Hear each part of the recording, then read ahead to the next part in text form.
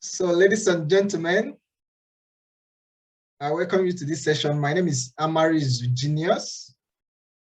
I'm from Nigeria, and I study here in Sweden. I study media communication and cultural analysis at Södertörn University in Stockholm, Sweden.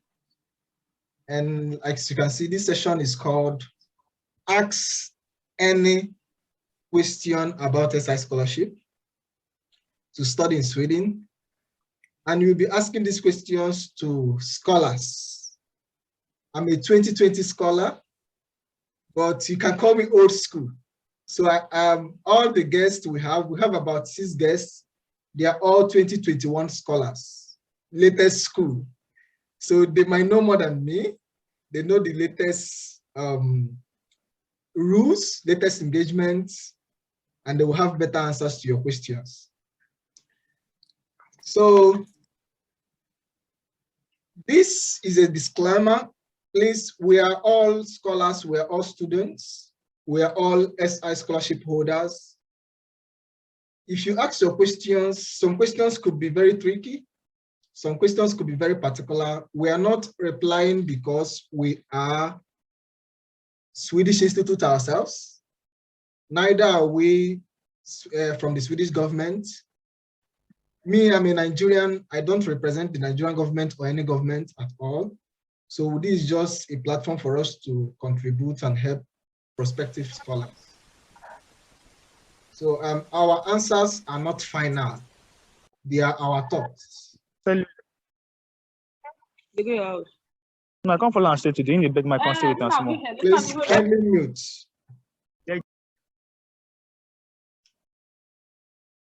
The Swedish Institute Scholarship. So this is a quick introduction of the scholarship. For you to be in this webinar, you must have heard about the scholarship. You must have gone through some preliminary information about the scholarship. But I will still repeat this very quickly.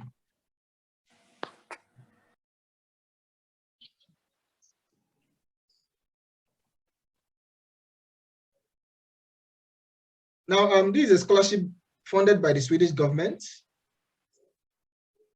to study a master's program in Sweden.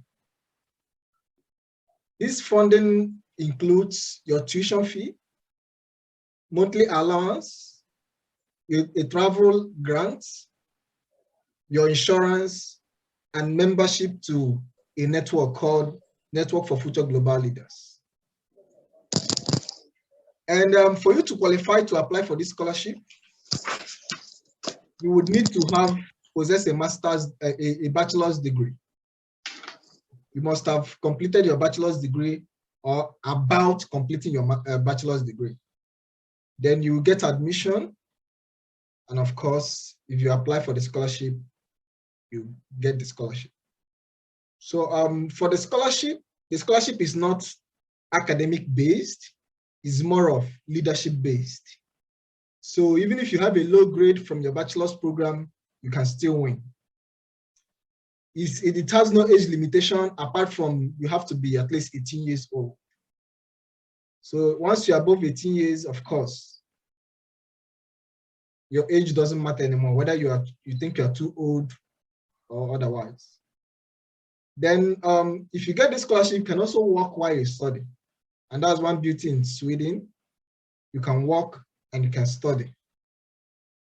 And Sweden gives you, coming here in a residence permit gives you an opportunity to have the EU residence permit. That means access to the whole European countries, European Union nations. Now, this scholarship is not for everyone. It's for people from particular countries. You have to come from any of these countries listed here on my screen. You have to have at least 3,000 work experience, 3,000 hours of work experience. And you must have leadership experience. If you work full-time, if you had worked full-time, 3,000 work experience is about a year and 6 months full work experience.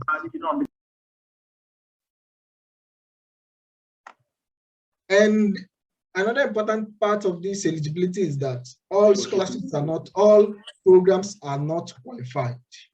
Only specific programs are qualified for the scholarship. And there are about 600 qualified programs as of my year. So the 2021 scholars might tell us differently. So, and the last thing I want to share with you is the website where you find more information about the scholarship, www.si.se.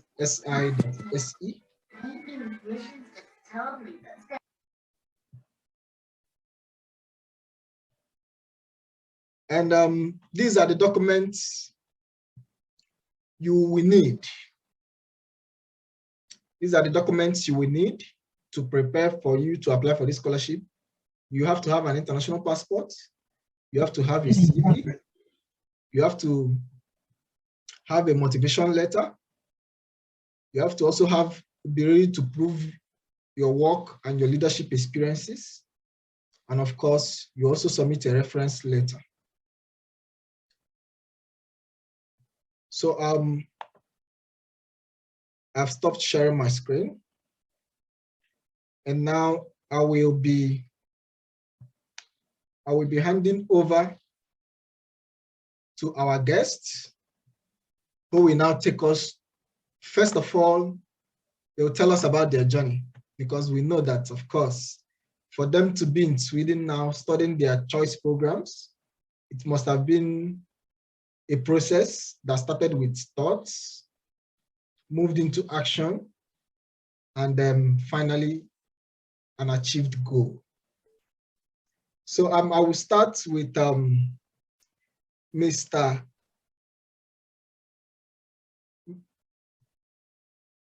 Sorry, let me share my screen once again.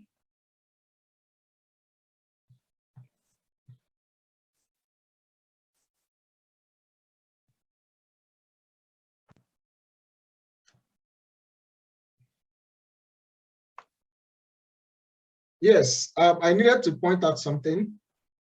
Like I mentioned, we have 6 guests for this webinar. The webinar is meant to last for 3 hours, but all our guests are not present. While some will stay for the first 1 hour, another guest will join in an hour or less than that. Other guests will also join as we progress. So within the next 3 hours, you will likely meet different guests. And they are all here to answer your question. So we'll start.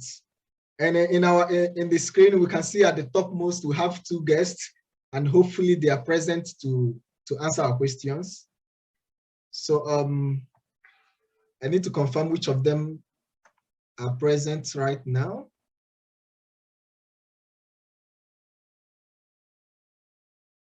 Our guest, please, we would like to see your video on.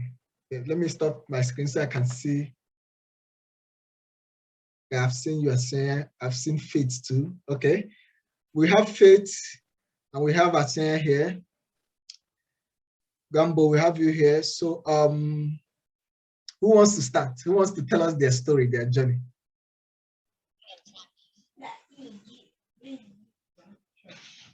You can start with introducing yourself. Yeah, I will start. I hope I'm audible enough. I can hear you loud and clear. Thank you. Thank you, everyone. My name is Atusai Ziambo from Malawi. I'm studying at Sodoton University in Huddinge, Stockholm City. As the host has already told us, I'm a 2021 scholar, but my journey started way back in 2019. So I'll just give a brief background of how I won this scholarship. and how I came to know about it. First of all, initially, I was not particularly meant to apply for a Swedish Institute scholarship. I had no idea that this scholarship exists. Back in 2019, I think it was December 2019, I simply came across applications to Swedish universities, I think from university admissions. And I was interested. I just applied for the courses, but the submission for application, I did that around 2nd of February in 2020. I think that was the deadline day. And when I applied, that's when I got other information. I came across other information concerning the scholarships, and that's how I came to know about the Swedish Institute Scholarship. So in 2019, I mean, early 2020, I did apply for the Swedish Institute Scholarship, but I didn't know that I was late. Having checked again on the requirements, I realized that to qualify for the scholarship, I needed to have submitted my university application by mid-January. I think that was 15th of January. So at that time, I didn't qualify. And I should admit also that I think I missed out on a lot of very important things that are needed for this scholarship. So I learned my lesson. In 2020, I never applied for other reasons. Then I decided to do that this year in 2021. And I must say that when I applied this year, it was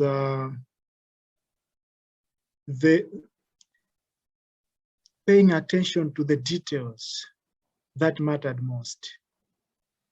And I think this scholarship, for one to really have a chance, you need to pay attention to details thoroughly. Go through all the requirements as they are indicated in the scholarship application. Make sure that you do everything on time, and I try to do my best. Also knowing that it's only didn't require that I give my effort alone, because there are also other players who are supposed to give their side of the story, particularly referees. And you know how these things can work sometimes when you give people information late, you're also going to receive feedback late. So yeah, I noticed a few things that are very important. Submitting a scholarship late.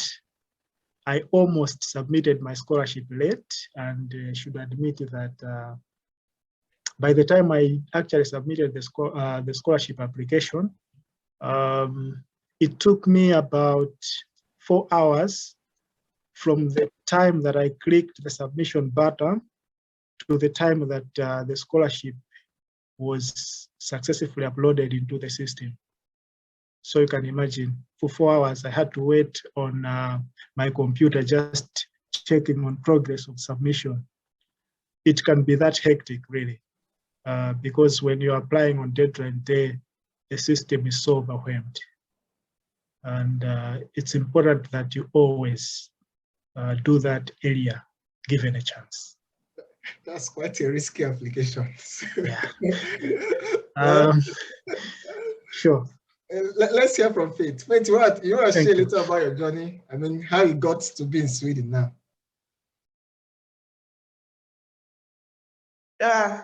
Hello, everyone. Can everybody hear me? I have kata and cough, so I might probably not. Yeah.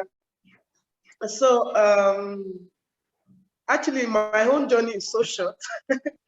I really don't know. Can everybody hear me? Yes. Am I audible enough? Okay.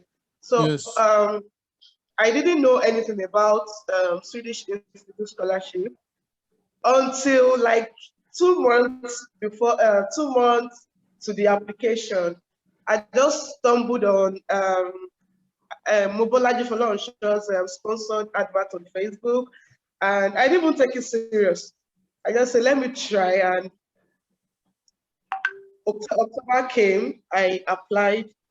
I did not even know that I would even get the scholarship because it was just in a short time. Mobolaji, I remember Mobolaji would say that he was preparing like a year ahead. So I was not like somebody who has prepared a year and then me that I want to prepare just 2 months. So, like, can I even get it? And at the end, I got it. So is that the question, or I should still? I'm not exaggerating. I don't want to exaggerate. More than 20 times I read the website. So I kept on reading. And as I was reading, I was seeing some tips. I knew what they wanted and I gave it to them and I got it. So it's so simple. You Yeah. read the website more than me. I read it back to back, like back to back, back to back. 20 times. More than. I want to say 20, so that I think that I'm exaggerating. More than. I've gone to that website a lot of time because I happen to, from time to time, host students, so I still go back to the sites to check updates and the rest.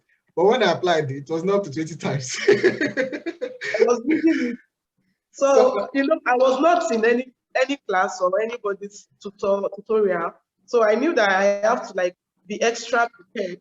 So that was why I kept on reading and reading.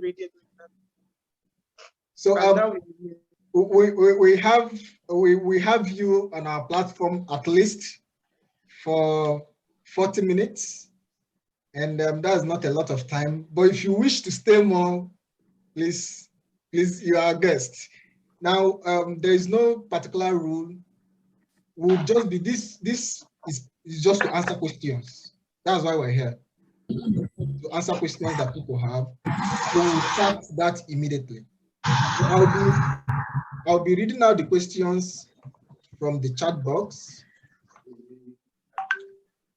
And I think we'll do one chat box or two chat box questions, one voice or video.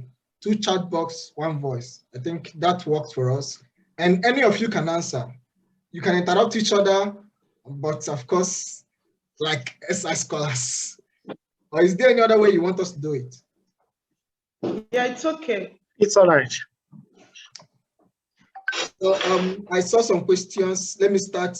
We'll do two from the chats and one voice or call.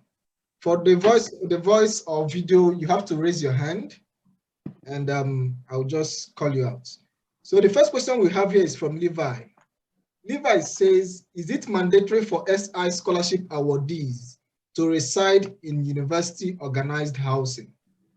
Can we take cheaper alternatives in the city? Okay, I don't get the question. Please, can you come over again? The question is in the chat box to make it easy. It's the first question. It's by Levi. Levi says, is it mandatory for SI scholarship awardees to reside in the university organized housing? Can he find cheaper alternatives in the city? Yes, well, Razo. Okay. For me, for Lee Shopping University, the school housing is majorly for the exchange students. The school does not really have school accommodation for people, international students, or even the EU students. They only reserve their accommodation for exchange students. And then the only way you can get accommodation is they have agencies like Amsterdam, Student Bostada, and it's good and it's wise to like register earlier with them so that you get your accommodation early enough. And it's cheap. It's cheap because your house rent carries your electricity bill, internet, and everything. So it's reasonable enough. It's reasonable enough, yeah. So that's for Lee Shopping University. Example, you want to add something? Well, for Soderton here in Stockholm, I think the simple answer to the question is you can always take alternative housing. And also, what is the other part of the question? Is it our list to reside? Is it cheaper? Yeah. Are there cheaper alternatives? Well, it depends on the location. Stockholm is not necessarily qualified as cheap, but yeah, there are affordable housing alternatives available. So the second question says, what is the minimum amount of money one can pay for rent at Uppsala as a student? Okay, I think I'll answer this one since the guests are not from Uppsala. Neither am I. I'm in Stockholm, but Uppsala is just close by to Stockholm, and I can't categorically tell you, okay, this is the minimum, of course, but sometimes you see people who are lucky enough to get accommodation at student accommodation, student room at about 3,000 krona, 3,000 Swedish krona. That should be how many dollars? I've not. Wow. Are you wow? In this shopping is 3,500. I mean, this is cheapest. He's talking about the minimum, like the minimum. If you get anything cheaper than 3,000, then you're very lucky. You're super lucky. So from the question, he says, what's the minimum amount? So that means it doesn't really go lower than that. But in case you see anyone lower than that, I mean, why not? So the third question says, for SI scholarships recommendation letters, they need one letter from a professional network. My problem is they don't have a stamp. Will the signature be enough, or will I be disqualified for lack of stamp? Like I said earlier, I said the Swedish Institute loves instructions. If they tell you print, stamp, and sign, please print, sign it, and stamp it. There's no excuse. They won't say because the organization does not have a stamp. You must do what they tell you to do. That's one of their criteria. I think there's a noise, there's a background noise.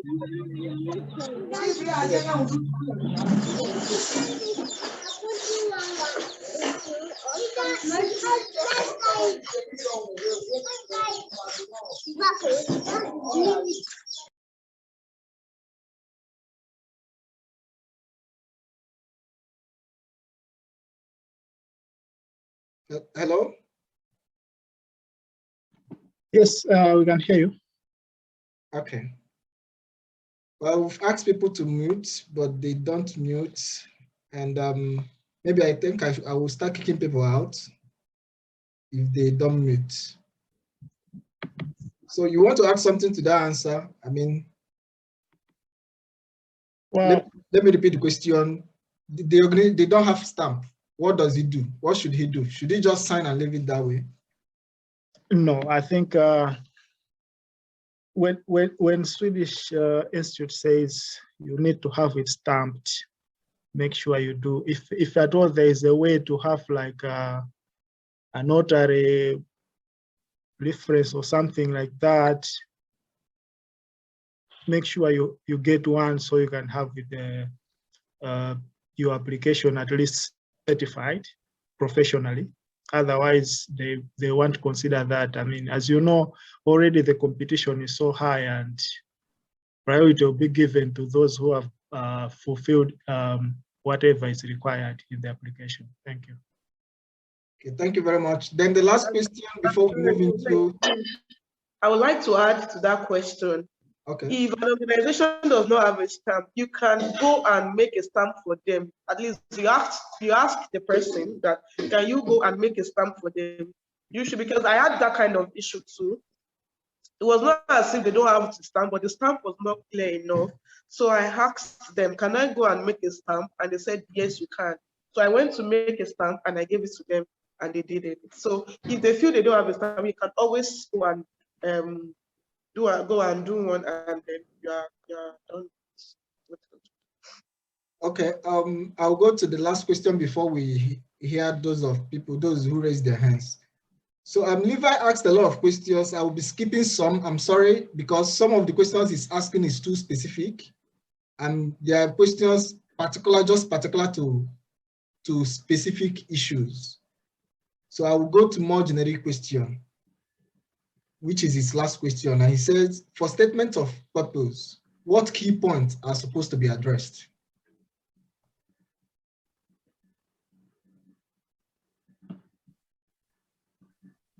So who wants to take that?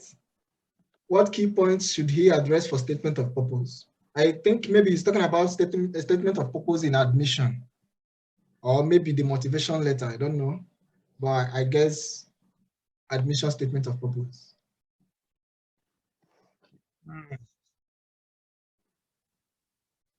So who wants to share some key points for statement of purpose?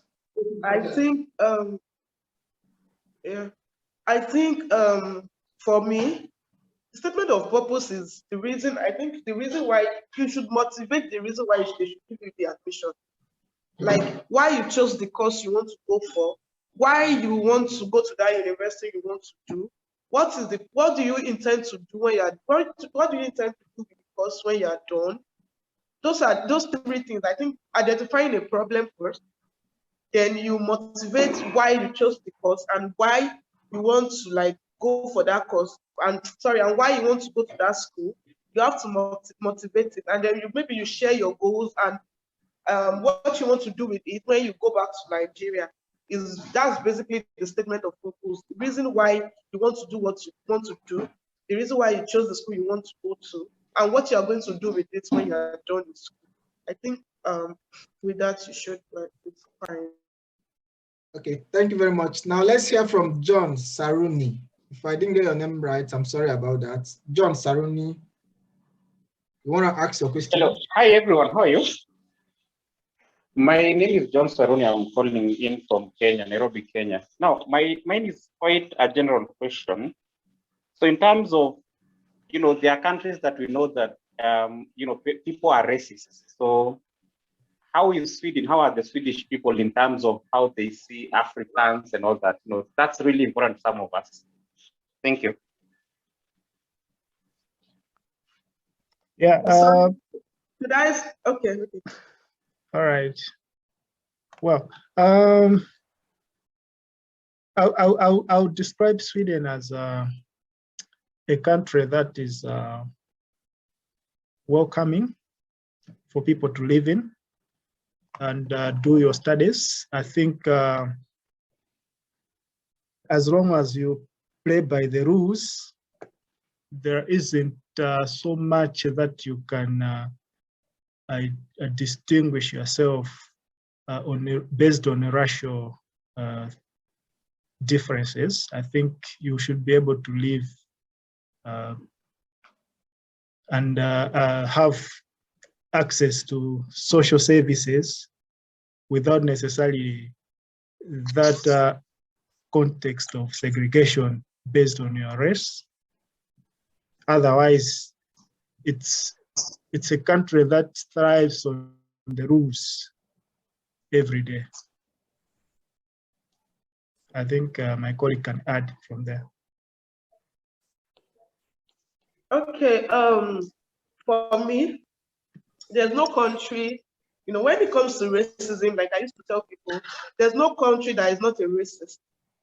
The thing is, if we are the blacks, I'm telling you, if we the blacks are the one that are in the same position with the whites, our own will even be worse than the whites. So it's only normal for them. Yes, because if it's the blacks that are in the position of the whites, just like we are running to them, our own will be worse. It's only normal, you understand? But since I came, I've not experienced any racism, whatever, since I came actually. And one thing I noticed about the Swedes is they are nice. When you move closer to them, when you're at distance with them, they are so reserved. They like to like hide inside their shell and everything. They don't really mingle with people. They are so reserved. But then when you mix to them and you move closer to them, you will like them because they are so nice. Right? Junior. Right. Well, I allowed our guests to do all the answering of questions. Are nice. Yes, to me, they are nice. The only issue I have with Sweden as a whole is the language barrier. The language barrier, it's frustrating, it's depressing. It's just the language barrier for me. So that's what I would say. Okay, the next question in the chat box says, how can we know schools that offer fully funded scholarship for second class lower division? This is university scholarship. How can we know schools that offer fully funded scholarship for second class lower division? I don't think there's any school that does that. The only scholarship for second class, and sometimes it might not even work, because we used to say second class. I have a friend that we won the scholarship together, and we are both in Bishop University. She and her friend applied for Swedish Institute scholarship the same year, and they are from the same department. They did almost the same thing, not like they did the plagiarism, but they did the applications together. So it was so rich. Both of them it was so same, you understand. But then at the end, they chose just her alone. So she said she feels like this because her result was better than the other lady. So sometimes when the selection is kind of tight, they might probably go for people who has high CGPA. But I don't think when it comes to the university scholarship, there's no university that will pick to no. It's, I think, first class and 2-1. Okay, we'll go to the next question. This question, sorry, the former question came from Olaboyede Folusho. I hope I got that right. This next question is from Ohuoya Oziebe. I'm sorry if I didn't get that right. SI scholarship needs 2 referees, one from work and the other preferably from a civil organization. I work with an NGO where I did an internship and later got a job. Can I get my 2 referees from there?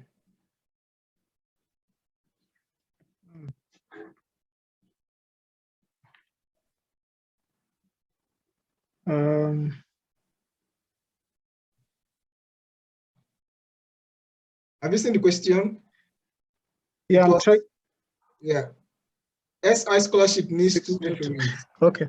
One from work and the other preferably from a civil organization. I work with an NGO where I also did an internship and later got a job. Can I get my 2 referees from there? Yeah, if I could use the application forms that we did in 2021, when you are getting a reference from a civil society organization, you have to indicate actually that this reference is based on my work with the civil society organization and not other agencies. So I think in this case, you are talking about a reference based on your civil society work, at the same time having it as other type of work. I don't know if yes, I mean it's quite a dicey question. yeah. But if you ask me if I'm to share, first, I don't know if you have an opinion on this. Let's hear her. No opinion. It's tricky. If you ask me, I would say no. The reason I would say no is this. You are working for an NGO currently. Now you need 2 references. One must come from where you work. The other can come from NGO, network, fellowships, school. Now, the NGO you're working at could serve as your first reference letter. It will be ridiculous for you to get 2 references, one from the executive director, the second one from your supervisor. in the same organization, I mean, it will not make your application strong. So because reference letters are given by company or by organizations, not individuals. So if a company or if an organization is referring you, they are referring you as an organization, not necessarily as an individual. And that is why they will stamp, the organization will stamp with their own organizational stamp. The reference are not by some your friends or individuals. So that is why it is not advisable to get 2 reference letters from the same place. So you should get one from work and another one from elsewhere. That's my own thoughts in it. I mean, Actually, just to add, I think I'm still trying to recall based on what we the kind of form that we used, which I don't think have changed much. So if the work that you are referring to, you are working in an NGO and it's your permanent job, that's your first reference. But the other one, which is based on your involvement in civil society organization, it's not supposed to be like a full-time job, like a permanent job. So it can't be from that same organization, definitely. Thank you. thank you very much. Now we'll go back to those whose hands are up. And I have here Adeniran Charles. The floor is yours. All right. Thank you, Genius, and thank you, people. You have been doing a wonderful job, and I really appreciate this. I just want to get the basics. The first thing I want to get is that, do I have to apply to a university first before I apply for the scholarship, or to do both at the same time, or what I just need to do is the scholarship? That's my first question. My second question is on the issue of 2-1 or 2-2. When Genius started, Genius was of the opinion that what really matters is the leadership and experience and all of that, which perhaps I interpreted that to mean that was why they requested for 3,000 working hours. So what if you have 2-2, but you have all of those qualifications, other ones, apart from the 2-1 issues? Will you still not be considered for the scholarship? That's my question. Thank you very much. Okay. Can we answer the question? Of course, of course. Yeah.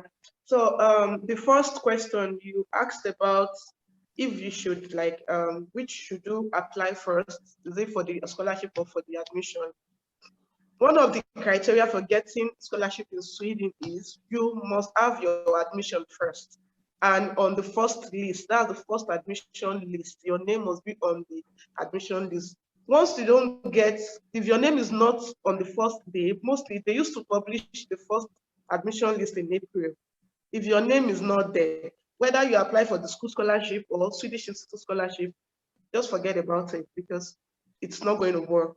So you must get your admission first. That's why it's good to apply early.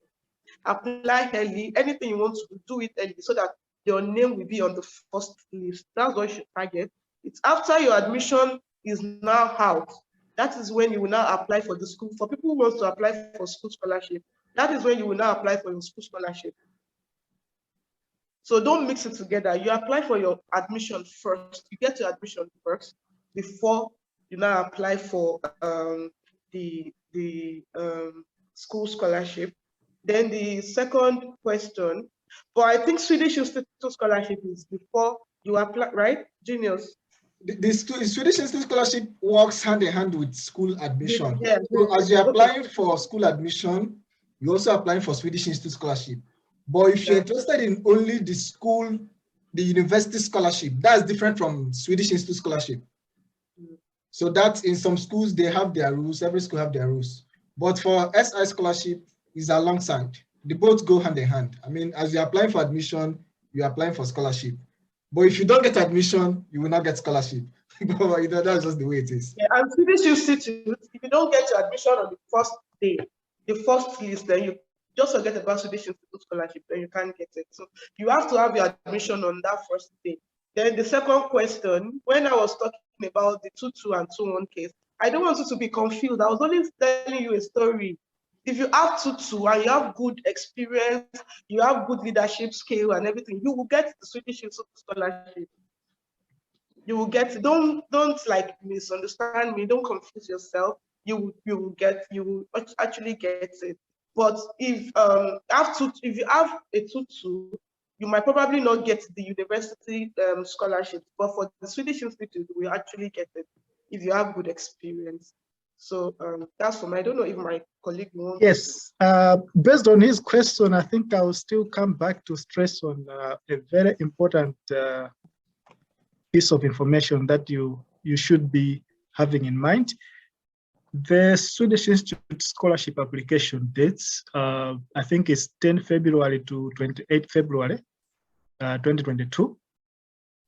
The university admissions applications close, I think, by end January, or it could be early February. January, yeah.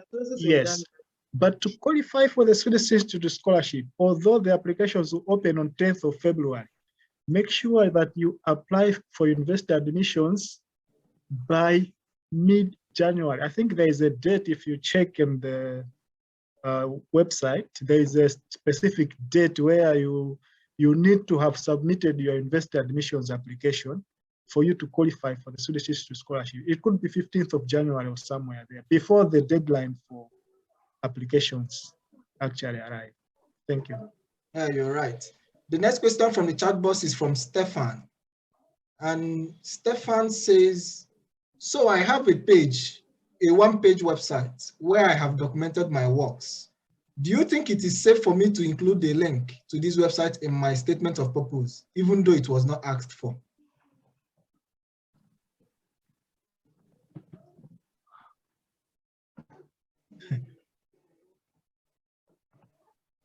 Link. I don't have an idea on that one. I'm not sure. What do you think? I mean, no, there's no rule. So what do you think? But I wouldn't recommend it though. I think it's the SI will need you to give them all the information that they need in the application forms they have made you available to you. So I don't think they will need any other channel to get information from you, which they have not specified in their forms of application. That's what I would advise. Wait, do you want to say something? No. For me, well, I'm not the guest, so I have no opinion. The guests have spoken. Our guests have spoken. Can you? I kind of logged out, so I didn't get the question. Can you please The question says, can she add a link that shows? Let's say she has a portfolio or a CV in some websites. Can she add the link in her statement of purpose or motivation? Oh, okay. I think I can't really answer because if it was Chevening scholarship, you can add links for Chevening UK scholarship, but for Sweden, I don't know. I don't know about Did Sweden. you add link in your own? Tell us now. I did not put link. There's no link for me. Okay. I don't think you have to, because the Swedes does not really like you bragging about awards, so you need to be careful. So the next question is from Abdul Rahman, and Abdul Rahman is asking, does volunteering experience count as work experience? Does what? Volunteering experience, does it count as work experience?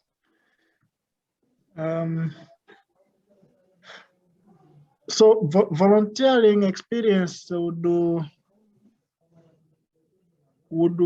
count when you are considering a reference from other civil society works that you've been doing. how about in the 3,000 hours? Does volunteer count? Based on their guidelines, you only have to do like either part-time or full-time job. So volunteering work is, I don't know, there are different kind of volunteering works that we can talk about. Is it like work within your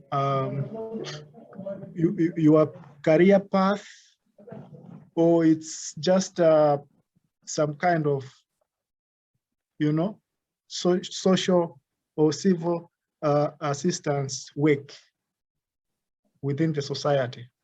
That's why I said it will count where you are considering having a reference for your work in civil society.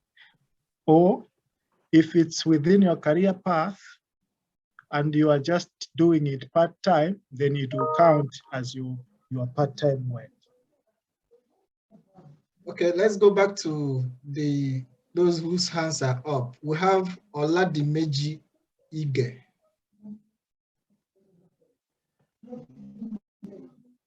Hello, good evening, everyone. Evening. Okay. I want to say congratulations to all the guys on this platform. So proud of you guys. And thank you, Genius, for this wonderful time. My first question is this. I work in a federal hospital in Lagos State, Nigeria. And I work in Department of Nutrition and Dietetics. For that area of recommending, reference data, if it happens that I was unable to get a reference data from my boss, who happens to be a dietitian, can I get it from other department? Let me just say pharmacy department. That is my first question. My second question is that I want the panelists to share with us what is that unique things that they've done that make them to win this scholarship. So these are my two questions for now. Thank you.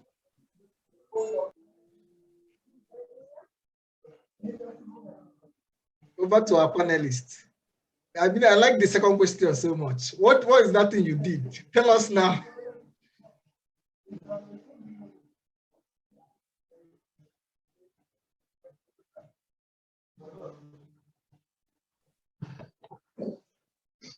You're muted. You're muted. Sorry about that.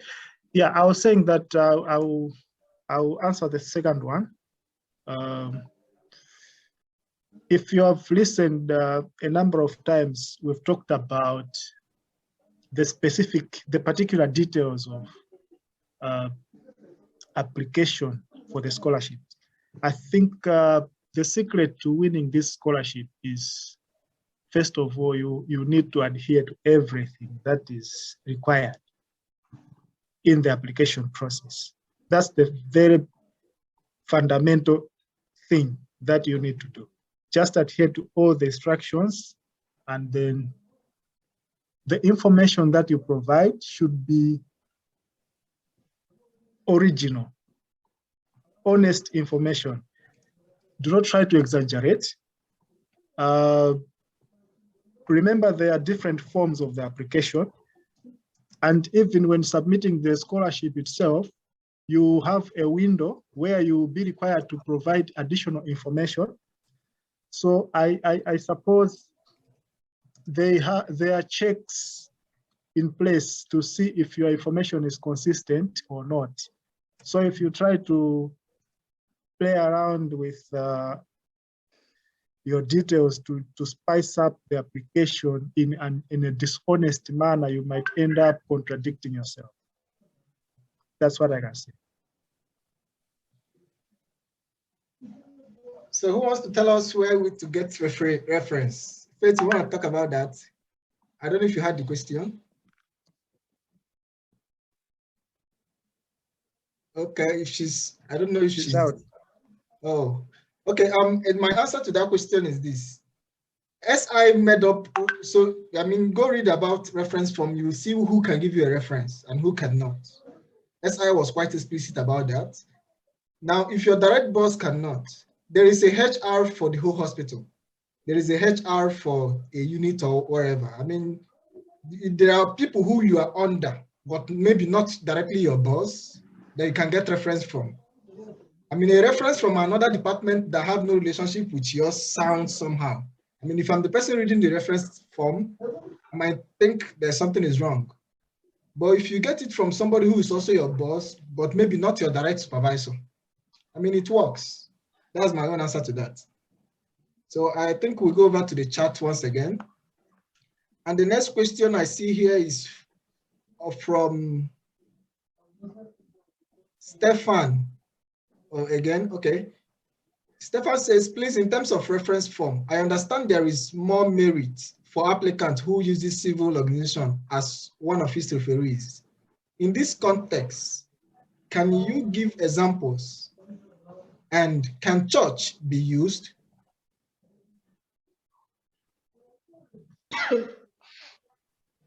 Actually, cannot answer about church.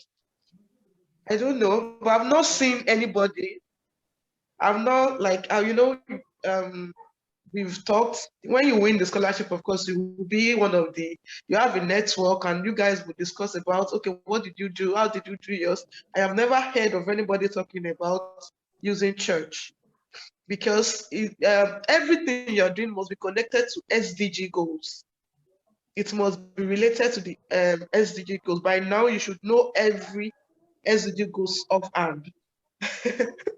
You should know it. So church, I don't think church is is related to the SDG goals that we have. So if it's not relating to the SDG goals, then you have to leave it out of your application. It will count. So that's what I have to say. Yeah, maybe there are some religious institutes who have various projects that they implement in communities, and you participate in that. Then it becomes relevant for you as a reference, right? So the works that religious institutions do within communities, and you can relate that to the SDGs that she's talking about, and the kind of work that you do is relevant to what the information that is required in the scholarship is talking about, then you are good to go. That's what I can talk about. Okay, I think I agree with you. I mean, I have to share this. For church, I have a coaching, I do a coaching program where I assist students, prospective students, and I assisted a student last year, and he won. And he's in Sweden right now. And we use the church. He's a member of Latter-day Saint Church, and he has done a lot of impactful works on SDGs. They go for outreach. This is the church. And we use the church as its reference, use the church to write, I reviewed his work. And he got there, he's in Sweden currently. So he said, it depends on what was done. So the institution, whether it's a mosque or a church or NGO or government, the impact that was done, is it related to SDGs? So just like Faith mentioned. But when you mention church, it's not about worshiping, or not that area.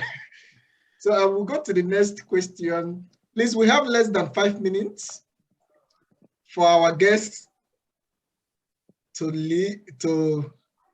Oh, they are not leaving us. They are here. But No. We have less than 5 minutes, so I think we'll just be fast with our responses now. I am an entrepreneur. This is Adetayo. Adetayo says, I'm an entrepreneur for 8 months, now growing mushrooms. Can my mentor on mushroom be my referee?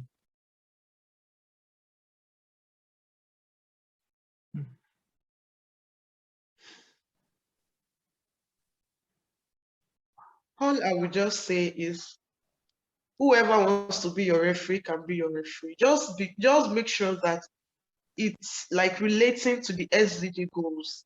So far it's relating to the SDG goals. Whoever stands as your referee, at least the person must be your boss or somebody above you, not your junior or anything. If so far the person is your boss or maybe a mentor, then it's fine. It's fine for me. I don't know what my colleague will have to say about that. Yeah, referees matter when the work that you do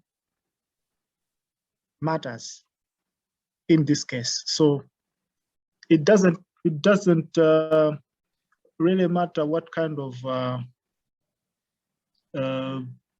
well, in this case you are saying the person is your mentor and you want to use your business as a reference. If the person is that much involved and you feel the work that you're doing is relevant to the requirements, then it qualifies. So it's in the application form specifically says the quality of the application matters.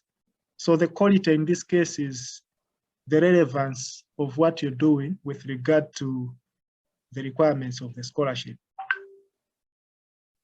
That's what I can say. I agree with you. So we'll go over to Lanre, whose hand is up. Lanre, yeah, over to you. Hi, good day, everyone. This is such a great plan. Thank you so much for giving me this chance. Okay, a couple of my questions have been answered, but then I want to ask, getting to Sweden eventually, does it give, is there any clause attached to the scholarship that you must return to your country of origin after you're done with your master's program? Or there's a chance that you can stay back and get something doing afterwards? That's just the simple question I want to ask.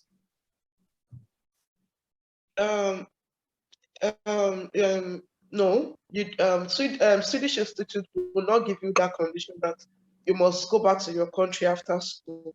You can decide to stay and you can decide to go back to your country. And after studies, Sweden will kind of give you a year to stay and look for work. So when you get a job, they will kind of change your documents to maybe a work permit or so. So it's not like when you are done after school, you must go back to your country. No, they will still give you like an extension of 1 year to look for a job. And once you get a job, then you're fine to stay. So we'll go back to, you want to add to that? Or should we go to the next question, the last question, because we have just a minute. Now proceed. Okay, the question here is from Amara Eze. Amara says, what is the advantage of choosing a 2 years program over a 1 year? So many advantages. Many advantages. Let me just give you the secret. Please just go and choose 2-year masters. It will pay you to save you some it will save you a lot of headache, because once you are done with school and then you want to do your extension, you need a lot of money to apply for that extension. So it's easier for somebody with 2 years to kind of save up for 2 years than a 1 year master's. That's one. Then two, if you are coming for a 1 year master's, you are not entitled to have a personal number. They will not give you a personal number. And if you don't have a personal number in Sweden, that's it's so frustrating, because they practically centered everything that you're supposed to do with your personal number. So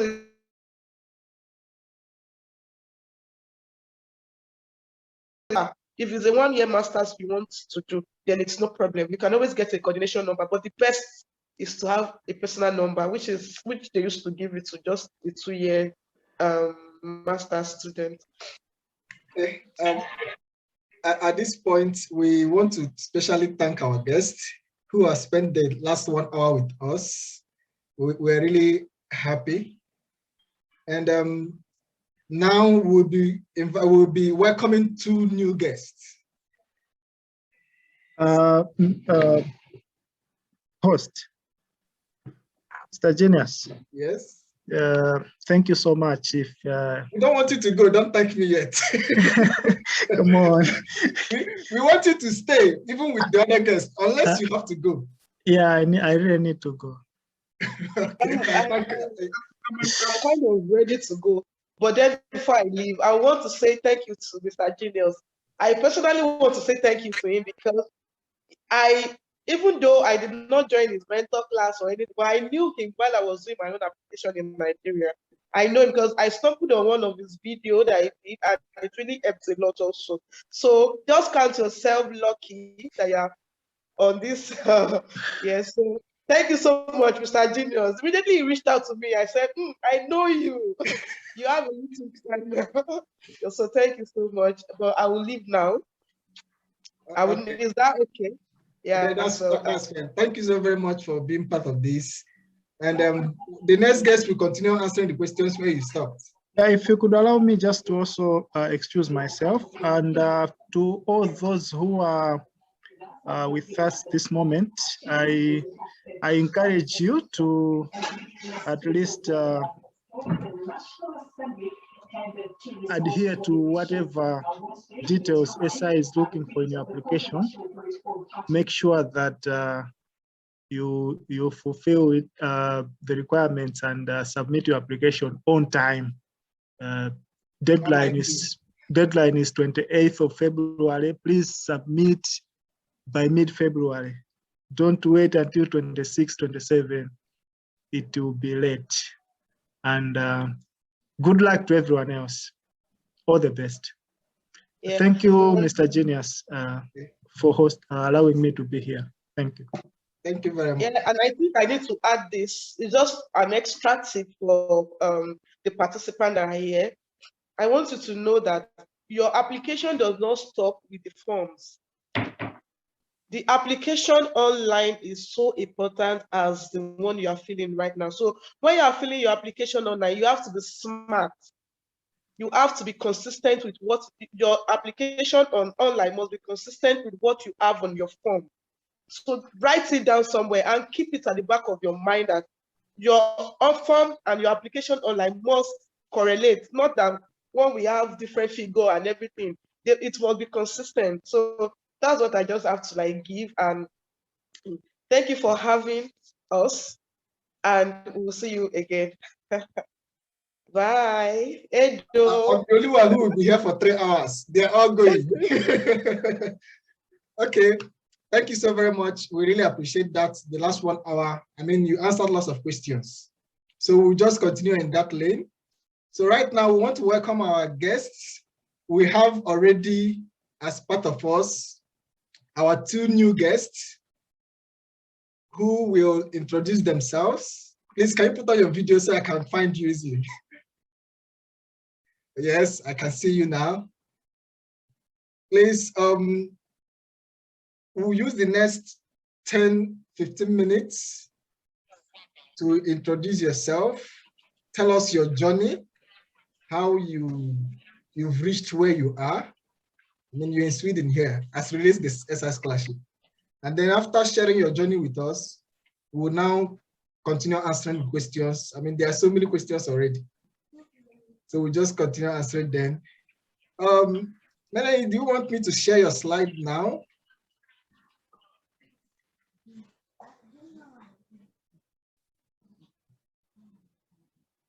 You're muted.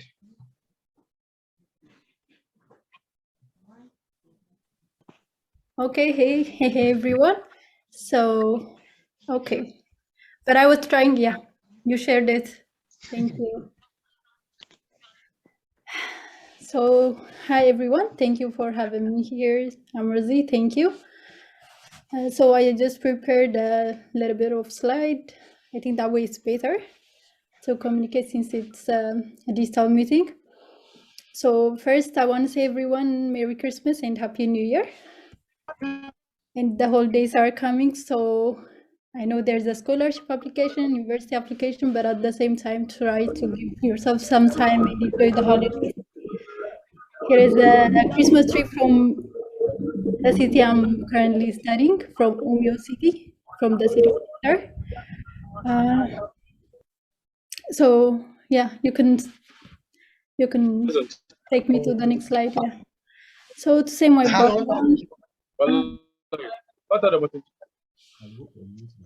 Okay.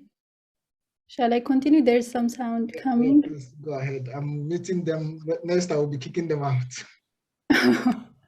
Okay.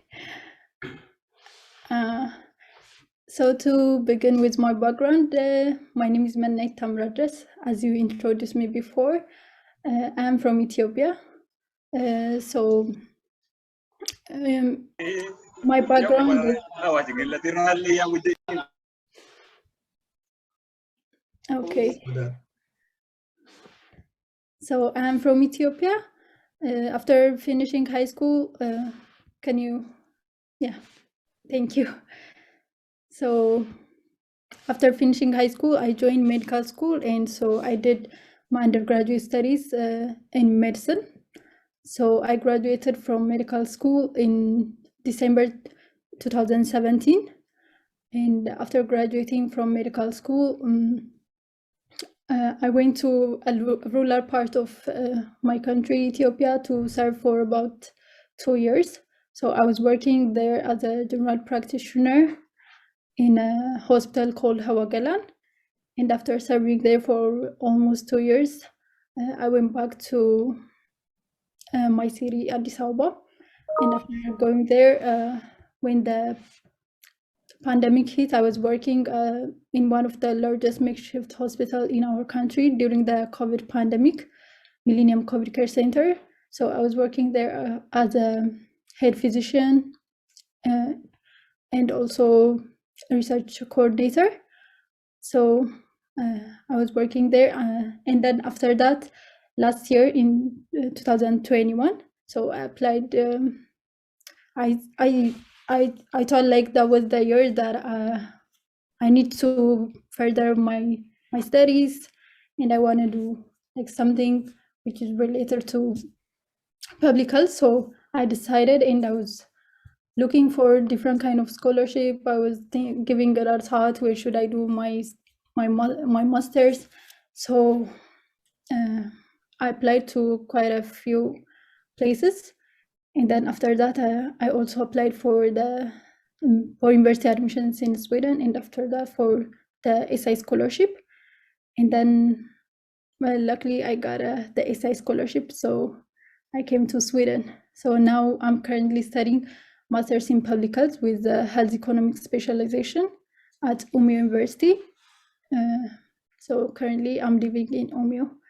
So to begin with, like it's here, like I'm gonna share you what my journey look like.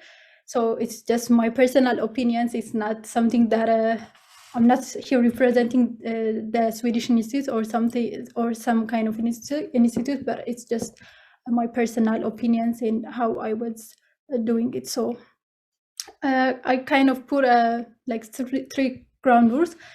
By now, most of you would know this.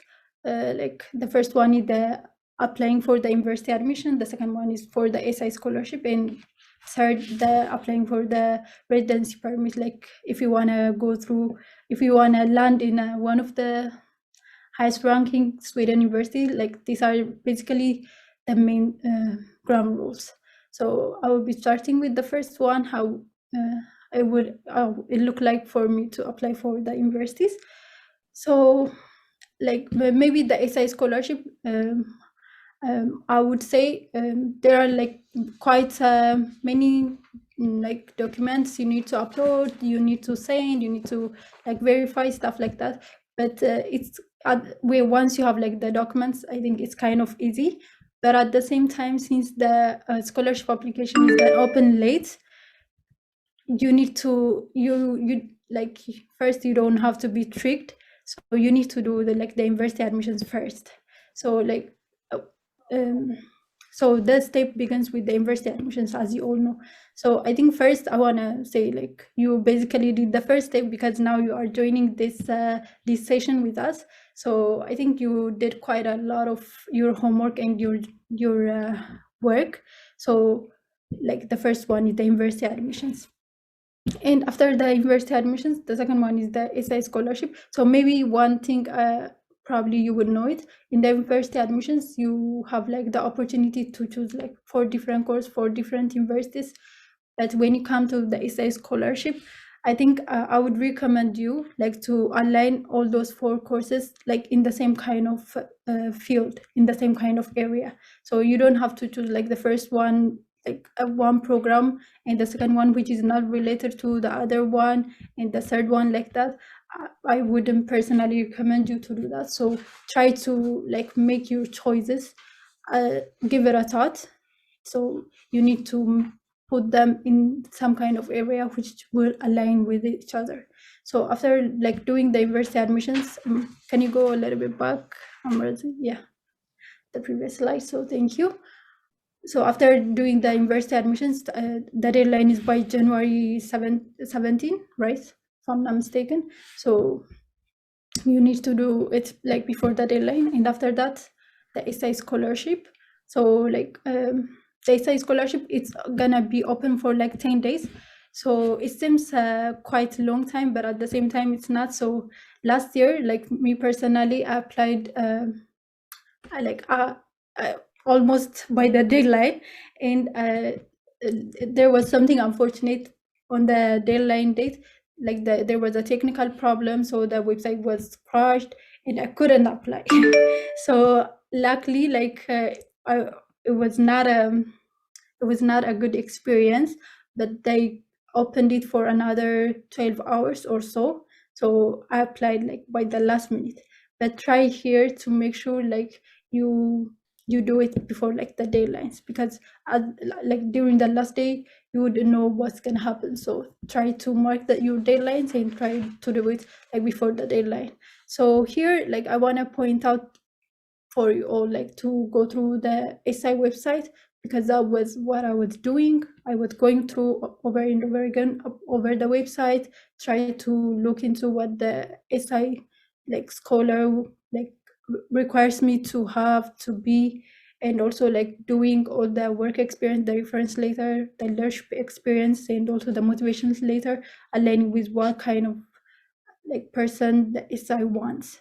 So like if you go through the website, you would know like what kind of person they are looking for, and it makes the whole process easier. So here, like I uploaded like 3 work experiences. The reference letter, one from the work I was currently working back then, and also another one from civil organization, which is I highly recommended, and also another like 2 leadership experience. And also in the CV there should be like your experience aligning with the UN SDGs. So try to make sure in whatever step you're writing, try to make them align with the SDGs. And so after doing this, so the scholarship process is done and the result will be out. And after that, it's the residency permit, is quite the easiest of all. Once you have like a working passport here, I'm sure like we're gonna have another session on this one maybe, but after having like a passport, this is like quite an easy job. Once you are granted with the SI scholarship, even the process is also easier, and you will get an early decision as well. So, next. So after this, all you need to do is like book your flight and pack, because that's what I did. And this is basically the SI journey. Next. So best of luck for you all, and see you in Sweden. I love this journey. You say I should book my flight and pack. Please book your flight and pack. Make sure. That's the most crucial one. Dennis is our second guest to answer all our questions. Dennis, you want to share something with us? Yeah, thank you, Genius, and Tracy, for the nice presentation. I hope you can hear me. Yes.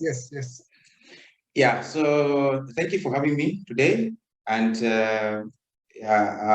wishing you happy holidays. Yeah, for me, the journey for SI has been has been with mixed reactions due to COVID restrictions and all that. So yeah, it was adventurous in the end to be here. So briefly, I would say that as a professional communicator, I work for an NGO called Waterhead back in Malawi as a communications officer. So I have over the years been working mainly to support SDG 6, which is water hygiene and sanitation for the marginalized people, not only in Malawi, but also in other countries across Africa, like Eswatini, Mozambique, Liberia, just to mention a few. So as a communicator, my job is to do documentation. I do photography. I do documentaries for video, and also I write case studies, which I also engage with policymakers, not only in Malawi, but also in the SADC region and also in the UK, where our headquarters is based. So I'm also involved in, pushing for policies that supports our work in all these countries, like meeting parliamentarians in the UK.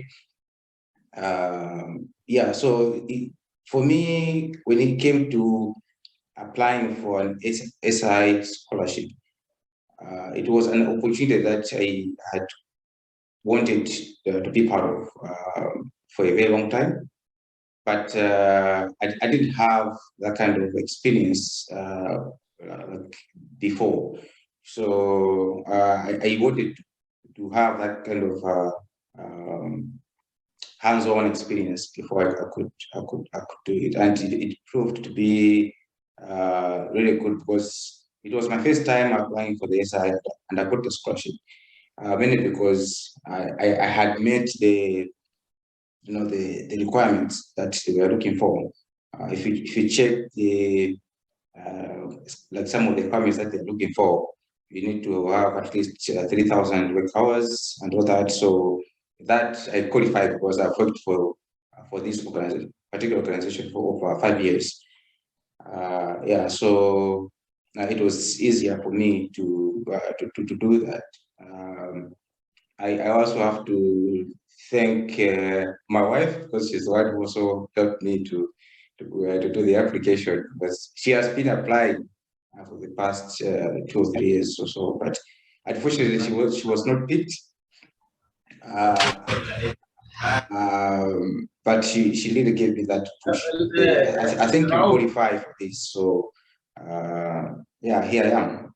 And yeah, one of the things that I think maybe might have helped to get me here is is that laser focus on what you're looking for.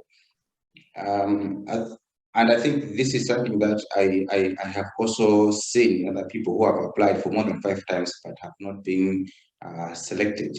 Is the idea of not being focused for one particular purpose, but trying to include a lot of things that are not relevant. So in the end, you come out as someone who is not focused and who does not know what you're looking for. For instance, apart from what I do, I am also an entrepreneur. I have my own small company. I do systems designing and other platforms. I also do farming. I have my own farm and all that. But when I was applying, like for SI, all I had to do was to focus on my work and the SDG that I am supporting, and that was it.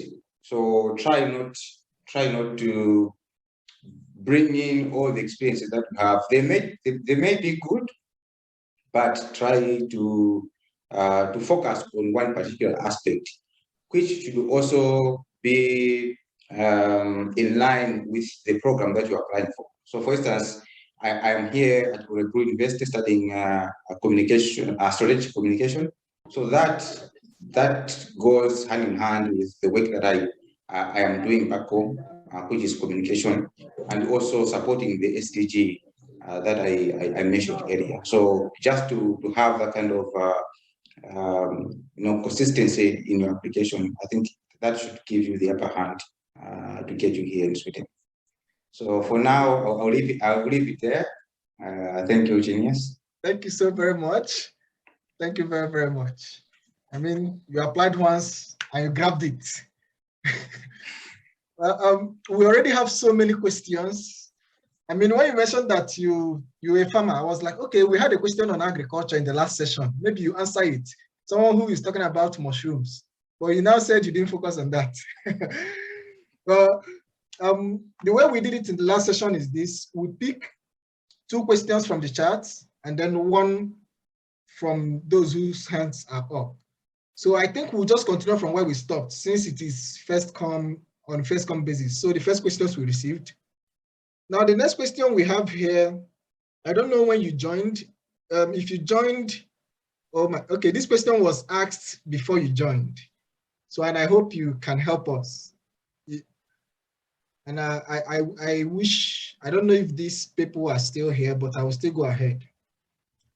The question was asked about 1 hour ago. Wow. And the question says, the question is from Jimmy. And Jimmy is asking, I applied this year.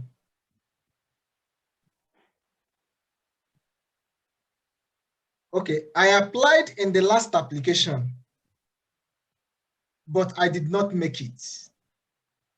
I used proof of work, proof of leadership. Can I still use them again? Anybody can answer. Any of you who has an answer can answer. Can he use the same proof of work and leadership that was signed and stamped last application? Can he use it for this new application? That's the question. If I may go first. You can interrupt each other. It's allowed. Yeah. Okay. Okay. For me, I wouldn't. It's a tricky question because, well, I think it depends on what sort of work experience was he like. Did he attach to the application? For once, you don't have to lie, so you don't have to cook up references and all that, because they also do random checks, so it's not advisable to do that. But on the other hand, I wouldn't submit the very same application that got rejected, so you have high chances of it being rejected as well. It also means that there was something wrong with the way that it was rejected. So my advice would be to look. I don't know how to put it, but do you want to come over? maybe to properly no, because with the application you have to check. If you check the document that the reference document that you have to use for as proof of work. I think we have an internet issue. The lines, it's very specific. Yeah, because if some of my friends they have asked me like, okay, I've worked for like 2 years at this organization. Can I use this as a reference?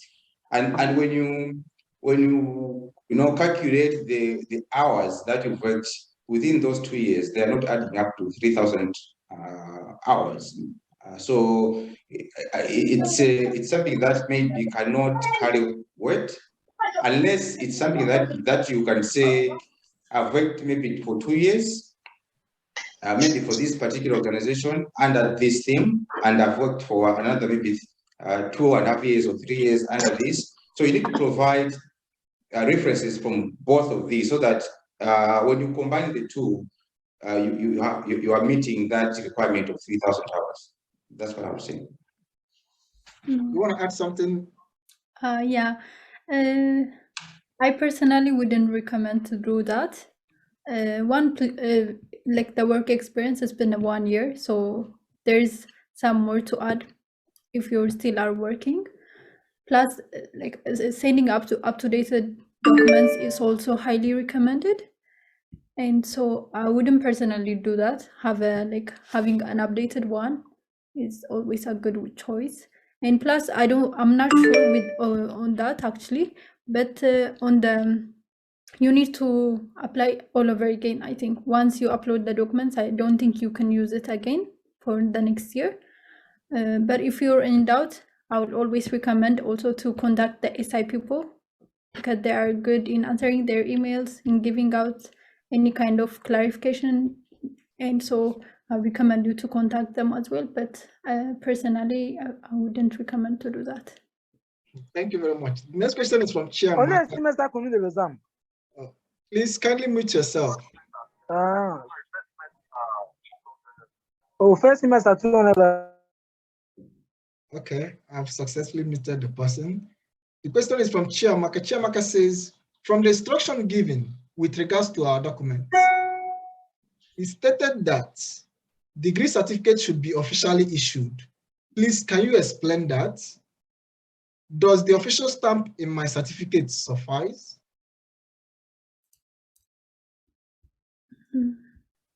Here, you mean for the university degrees, Amrit?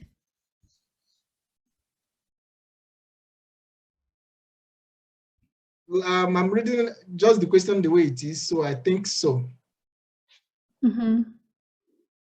Okay, if it's for the universities, specifically, there is no requirement to have like an authenticated one. Once you have like the degree with the university stamp and also your transcript. Actually, for the transcripts, even for the university admissions, you need to send it through the university because you cannot upload it by yourself. So that's the one thing you need to stress on, like have your official transcript got sent from the university directly to the university admission. But regarding the degree, I think if it adds like the university stamp, I think that would suffice. So I don't think you need to go through the authentication process and all that. Okay, let's go over to those whose hands are up. And the first person on my list is Remy Kopeka. Remy, the floor is yours. All right, okay, thank you very much. My name is Remy Kopeka and I'm from Zambia. We can't hear you. Are you able to hear me now? Your voice is lower, I think. Yeah. Your voice is very, very low. Are you able to get me now? That would be a struggle. All right, okay. I think you should go over to the chats. We'll go over to the next person, Uchenna Nwafo.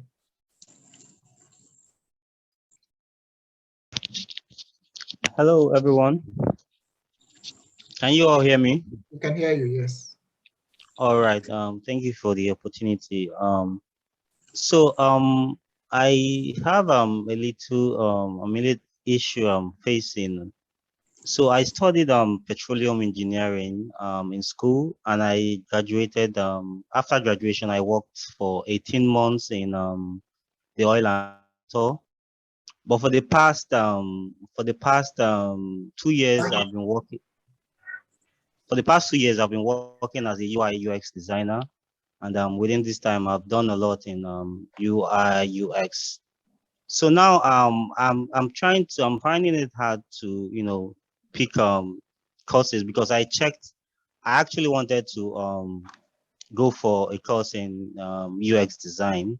I checked for some of the schools I'm qualified, and in some schools I'm not qualified because of my first degree. And also naturally also I'm qualified for some courses in engineering, since that was where I did my first degree. So now I have two questions. So the first is when I'm choosing the four universities four courses universities I'm supposed to choose, is it advisable I choose maybe two courses in UX design and then maybe two in engineering? That's the first question. And then the second question is, if I was to go for, is it advisable for me to choose to study go for ignore my first degree in engineering and then go for a degree in UX design, since I already have prior experience, working experience in UX design? So I don't know if that question was clear.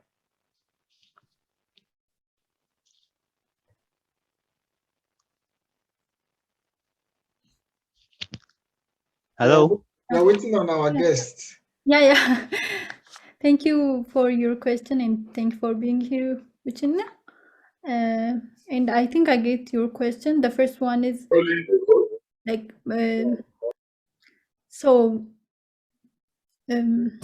you want to make like two of your courses aligning with the engineering, and also the other one with a different course, right? Yes, I studied engineering. And I have work experience in design. So I'm asking, can I choose to apply for maybe two courses in engineering and then two courses in design when choosing courses, like the four choices I'm to make when choosing courses? That's the first question. Yeah, so here, as I said like earlier, I would recommend to make all the courses align with each other. Like first you need to like construct yourself what was your professional like educational background is, and what you want to do in the future, and what you want to study in your master's. So those things should align with each other. That means if the field is like your background is engineering, so I think you need to build yourself on that line. So that way, when you apply from the university admission, when you go to the SI application, it will be just like a step. So you will be just adding some information to them, but it's gonna be the same, similar. So I would recommend to do like something that's in the same area, in the same field, so that you can build yourself on that regard. So if it's gonna be like one thing, like if there is no consistency in here, it would not be difficult to like to understand or to get to know you, like who you are, in like what you want to do, what's your future plan is. So I would recommend to be like consistent, and also like build yourself. It should be something that like that comes from like from your past, like what you're doing present and in the future as well. So I would recommend you like to do it something like something consistent, and something that shows like who you are like as a person. So I would recommend you to do like at least similar field or similar areas. Okay. The next question is from Kerario from the chat. You might not see this question in the chat because it was asked some hour ago. So this person says, I'm asking regarding SI. Is it paramount to tie it along with the SDGs? Yes. Simple answer is yes. So the next question says, this question is from Mutaz. Mutaz Mukhtar says, can I duplicate the referee in both the proof of work and reference letter? Can I duplicate my referee? Can the same person who give me referee be the same people to sign the proof of work and leadership? I think that's the question. Yes. I think I want to do more chats so that we can meet up. There's so many chats. Those whose hands are up, I mean, your questions takes time. So we'll get back to you shortly. Let me run through the chats. We have another one from Abdullahi Salisu. Says, does my involvement with civil society and volunteer group, does it have to be fully related to my choosing course on university admissions? Does my involvement with civil society and volunteer Does it have to relate with my choosing course in university admissions? I would recommend that it should be aligned to the course that you're applying or the work that you're doing, because it goes back to the same issue of being consistent. Like the work that you're doing and the course that you're going to do, they have to be aligned. So you can, let's say you are a leader maybe in engineering, for instance, and then you volunteer maybe as a music operator, maybe a guitarist. You know, those things, they're not relating to each other. So you need to have something that is directly related to whatever you're applying. For instance, like in my position, I as a communicator, I also work for the Wash Media Forum, where we also train journalists, like in their line of work, how to report and support work related to water hygiene and sanitation. So that directly connects and relates to my line of work and also the work that the program that I was applying for. So just to be consistent is key. You know, we have so many questions regarding this. We have another question from Shehu Peter. We have another one from Loretta. They are all asking, does the work experience have to relate to the program they want to study, or it can be unrelated? So I think you've answered that, and we'll progress. Chibweze is asking, must one be active in all the 3 civil society organizations in order to gain the scholarship? This question, I'm a bit lost in this question. It says, must one be active in all 3 civil society organizations? I don't know if you understand what that means. It says three civil organizations. Yeah, it says, must you be active in all 3 civil society organizations to gain the scholarship? I mean, nobody ever said so in the first place. No, 3. One is enough. So because it's just recommended to be one of the reference letter from a civil society engagement. So I think one is enough. But if you have 3, so you got the luxury to choose one. So that's also a plus. So we have another one from Eyitayo. Says, my name is Eyitayo. 1, can statement of results or testimonial be used in place of certificates?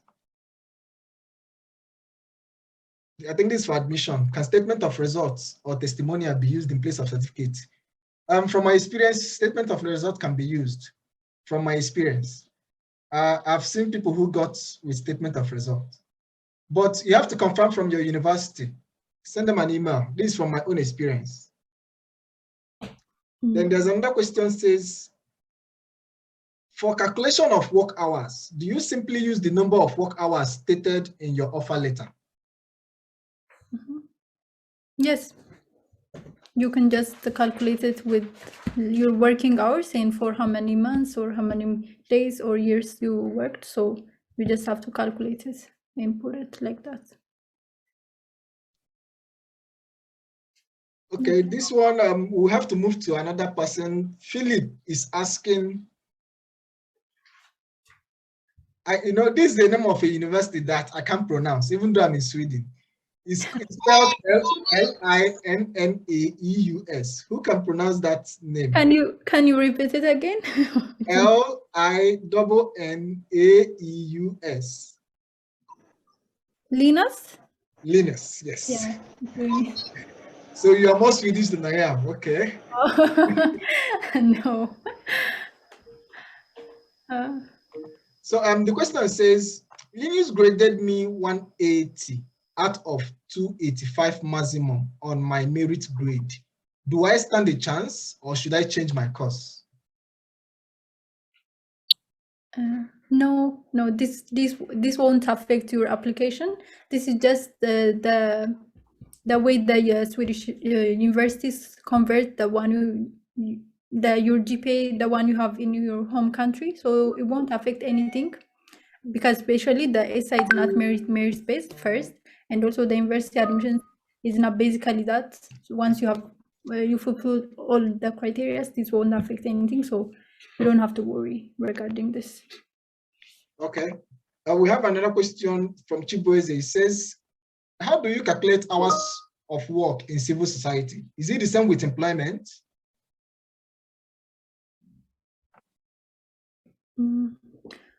Okay.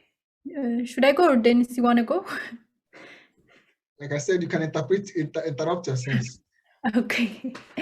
So for the civil society, if you're gonna use it in the reference, you don't have to calculate in the reference and in the leadership experience part. But if you are gonna put it as a work experience, you still have to calculate the working hours. So we are now at 7:11 in the chat, so you can now see the questions. This is from Adeniran Charles. He says, what constitutes an example of leadership experience?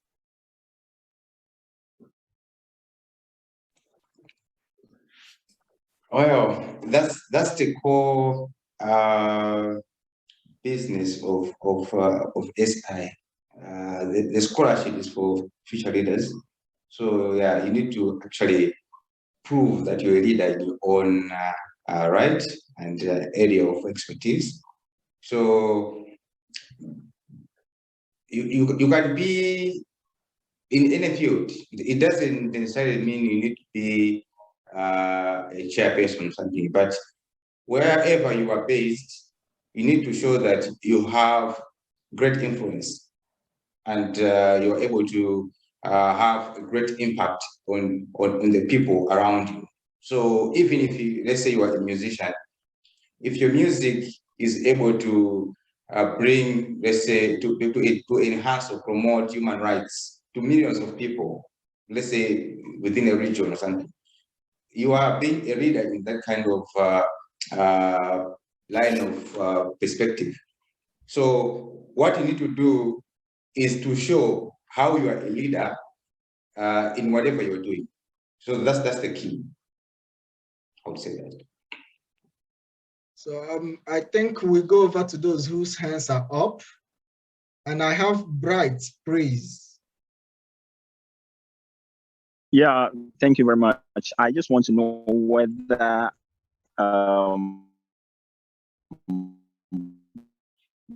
I could change my website, and also in applying last time, I think early this year, I could see that the SI has given more scholarships to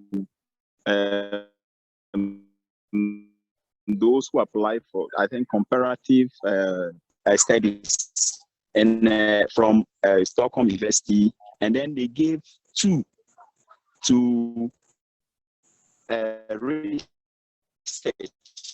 educational research from Gothenburg University.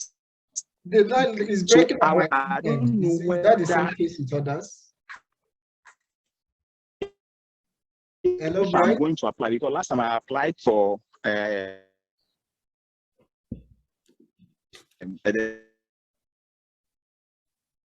Dennis, can you hear him? I can barely hear. So I think we move to the next person. I will be calling on. And I was given admission. Hello, Bright. Your network is the bad. first choice. So I don't know what I need to. And we can't hear. Yes. Okay. So go over to chat. Just drop a chat, and hopefully we'll reach that and attend to that. The network was so bad that it was breaking up. So the next hand I have is Menoya Akokike.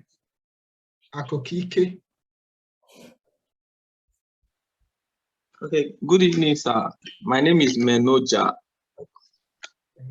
Sorry, I call it Menoya because of Swedish classes. Oh my God, so sorry about that. In Sweden, they pronounce J as Y. Sorry about that. Okay, my name is Menoja Okay. Akukaike. Yeah, thank you very much. I want to ask one or two questions. Number one is that I've done the application, but I included my previous master's degree. I applied for a master's program, but I include in the course of the application, I included my previous master's degree. The reason is that I actually contacted one of the universities that I applied to. I applied to Karolinska Institute for health economics. So I told them about my previous degree, and my previous master's degree is energy economics. Then my BSc is economics education. So when I told them my previous degree, they had interest in that energy. They showed interest in that energy economics. So as a result of that, I included my master's degree to my application. But later on, some other guys were telling me that I was not supposed to include that master's degree. So I want to know if that is going to be a challenge or not for me to be able to secure the admission for the admission, so to say. Then the other question is about these working hours. When you want to fill in the form, for the SI scholarship, is it that you will be expressing the calculations out? You express them out like this times this times this equals to this. Are you going to be expressing it out, or you will just write out the amount of hours? How is that going to be represented?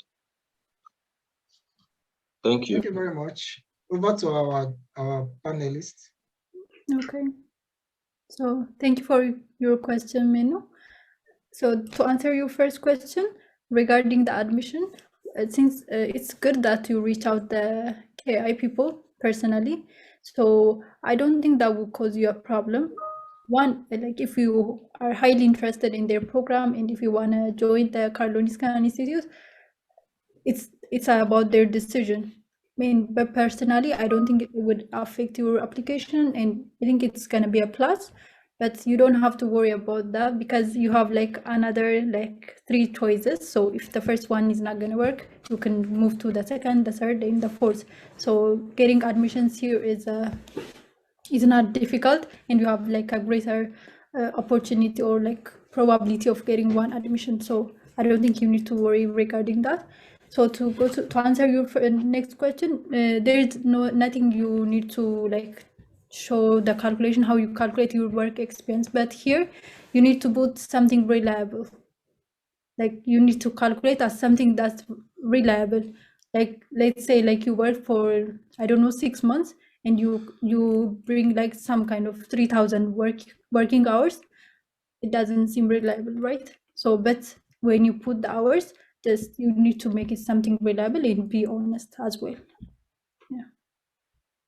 Thank you very much for your response. We'll go over to the chats. We are at 7. I want to be sure I didn't 7:19. Yeah. Oh, I see a question from. Let me move this one.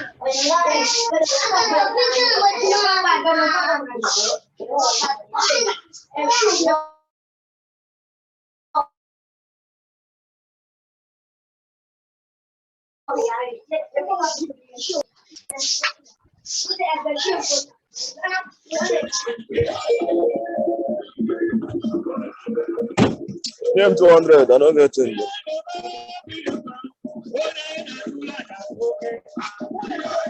Go looking at name. Okay. Thank you. Sorry about that. I mean, some people find it very hard to follow the simple instruction of mute since you're not talking to us. So the next question I have in the chat is from 719 and it's from Benson. It says, what is the best strategic way to rank the 4 selected universities?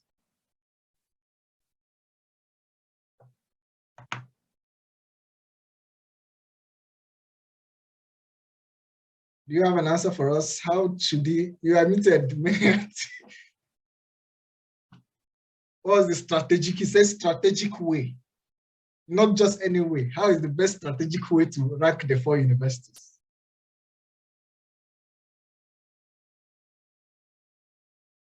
Our panelist. She's muted. You are muted. Oh, you muted me. Sorry, okay. I was trying to mute a lot of people. I didn't know when I muted you.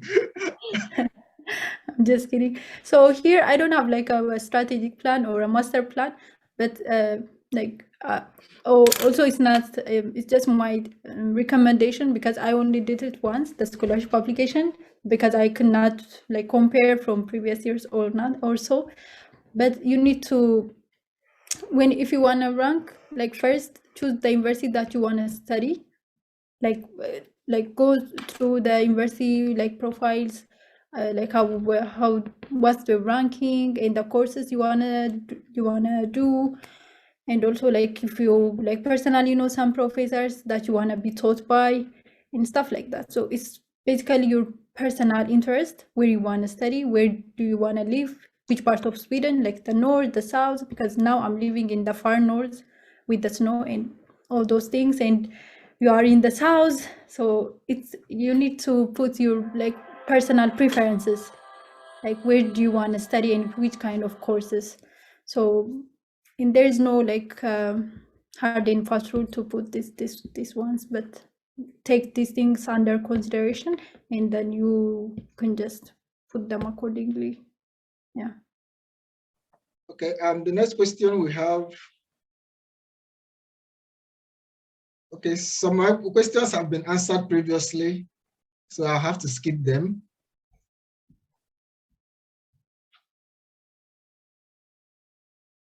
The next question is from Alexis Kalisa. Says, is the application fees meant to be paid before you start your admission process?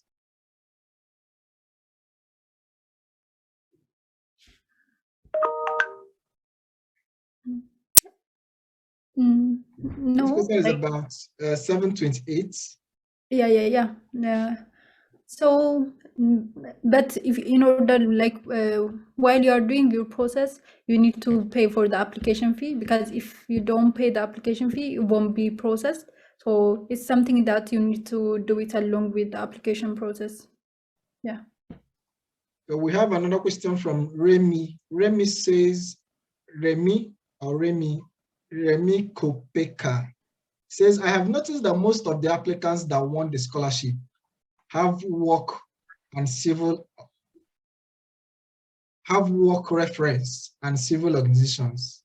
Is there anyone who has won the scholarship with work reference and academic reference? Maybe he thinks you have a list of those who have won. I personally don't know anyone who did that way. I don't. Me neither. I mean, it's one of the requirements that you need to have both. So I think not having one or the two might put you to a disadvantage, I would say. Okay, the next question is from Ruben. It's also about reference. He says he's a member of a high school old boys association, and they have a goal of developing and supporting their former high school, can it serve as a civil organization?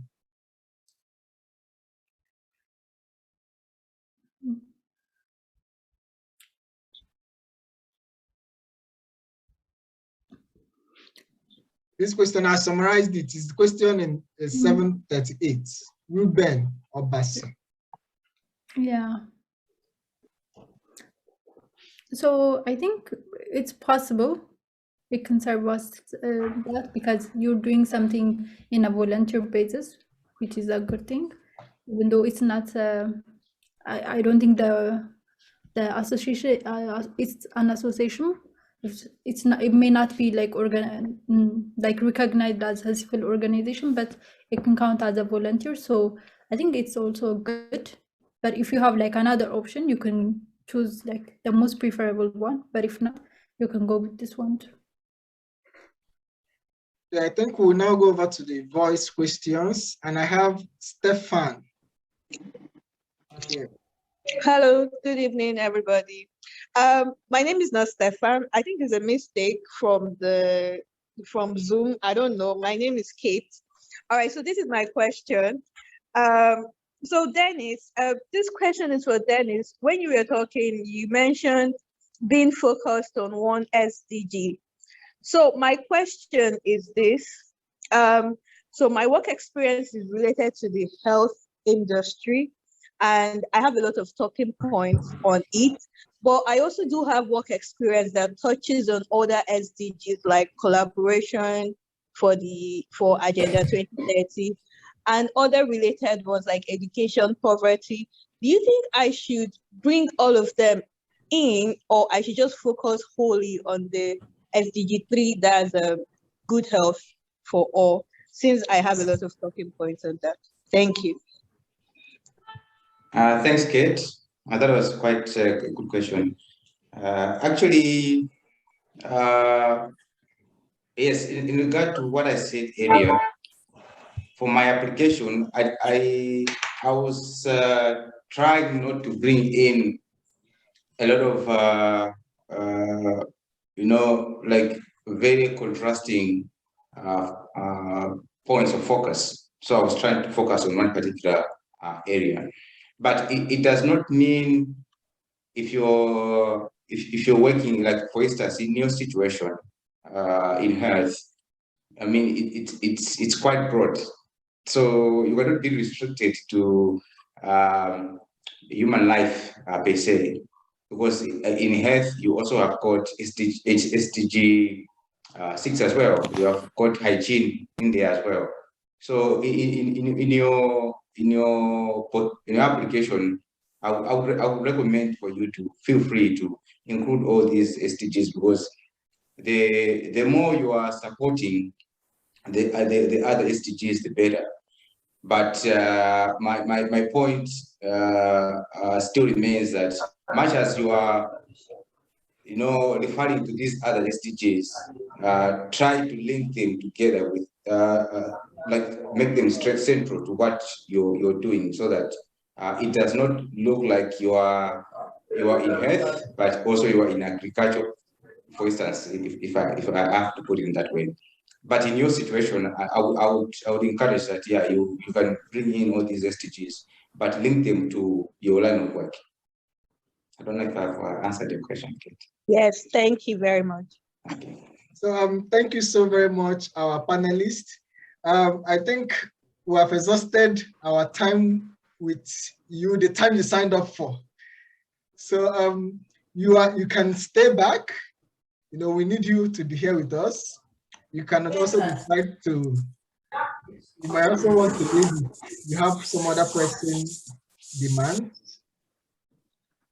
So like I explained earlier on, we have 6 guests who will be coming and leaving. And I can see that our guest for the last session is also present. So we want to thank Dennis and Minnie for their time, for dedicating their 1 hour to answer so many of our questions. I know you might have some questions that they couldn't answer. the best thing to do is send me an email and I will send the questions to them, and I will get you your answers. So I will share my email at the end of this session. So I don't know if they have any final things to say before they leave or before they stay back, because we need them to stay back. Yeah, go first. Yes.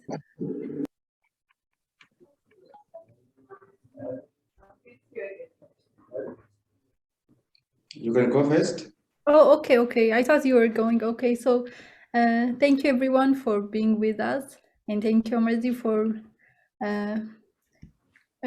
having us and creating this kind of platform. So I wish you everyone best of luck, and I'm sure most of you are gonna get it. And if you have any questions, so you can reach, like Amrazi said. So good luck and happy holidays.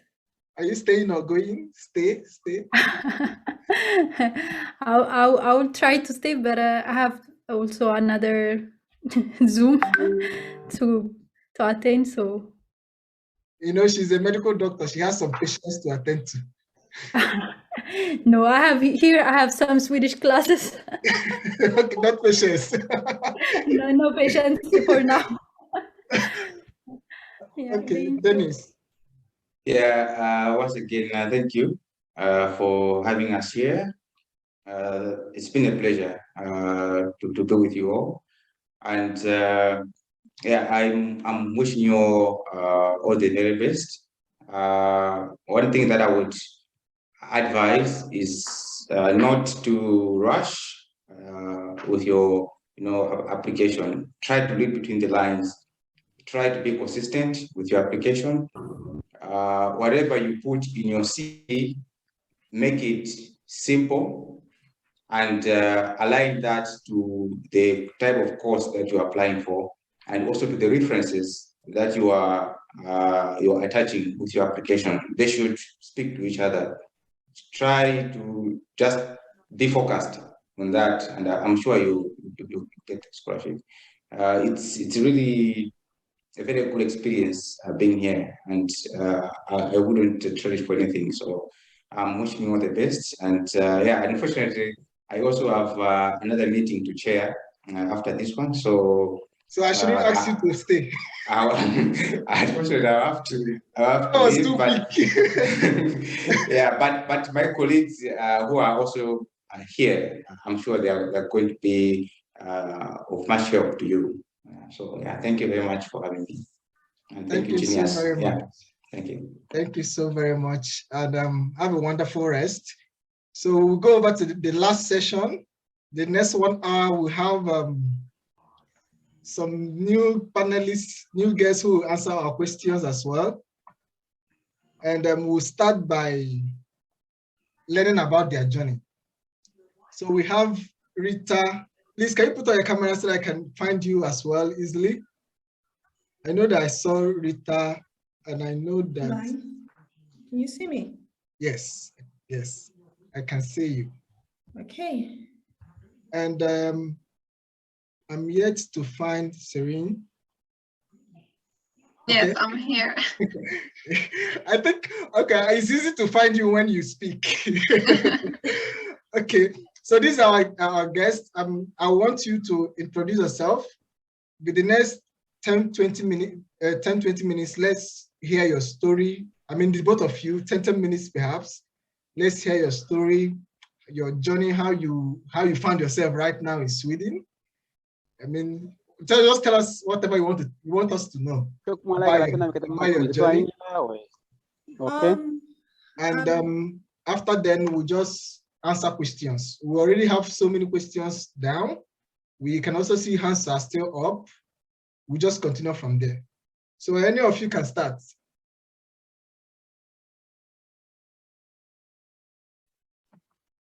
Okay, I can go. I'd like to share my screen, but I'm discovering that you can, I don't know if you have to enable that in your Zoom. I think you have to make me a co-host or something. Or enable that. Yeah, I think you can share now. Okay.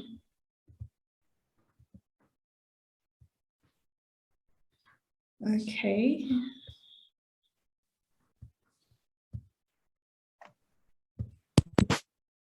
Can you see my screen? Can see agriculture. Okay.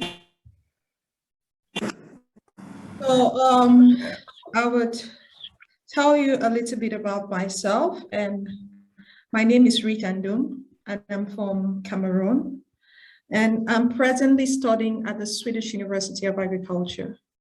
I don't know how much you know about it, but this is the Swedish University of Agriculture. So it has been ranked the third best university in the world, agricultural university in the world.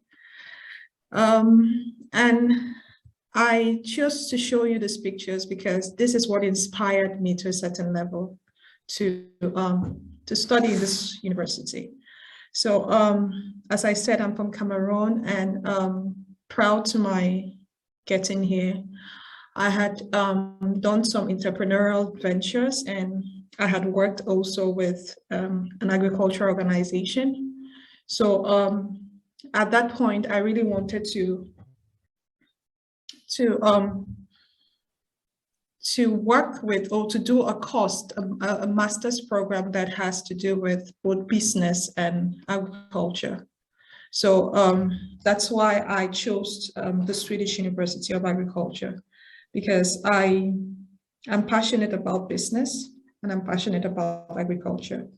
And I think that the value chains in agriculture in Africa actually need so much work. I worked with an organization that worked with farmers, and you see firsthand the need of those farmers. So I really wanted to do something that has to do with business and agriculture. So I went into this program. So this is the logo of my university. It is called the Swedish University of Agriculture. So it is grounded in sustainability, and it is most of our programs are taught with sustainability in focus. So the program I'm doing is agriculture, economics, and management. And the program gives you, I just want to tell you a little bit about the program. It gives you a kind of broad understanding of agriculture and business. So it's, and it offers you an understanding, it gives you an understanding of both agriculture and business. So the program has two specialization. You can either specialize in economics, or you can specialize in business administration. So that's a good thing about the program.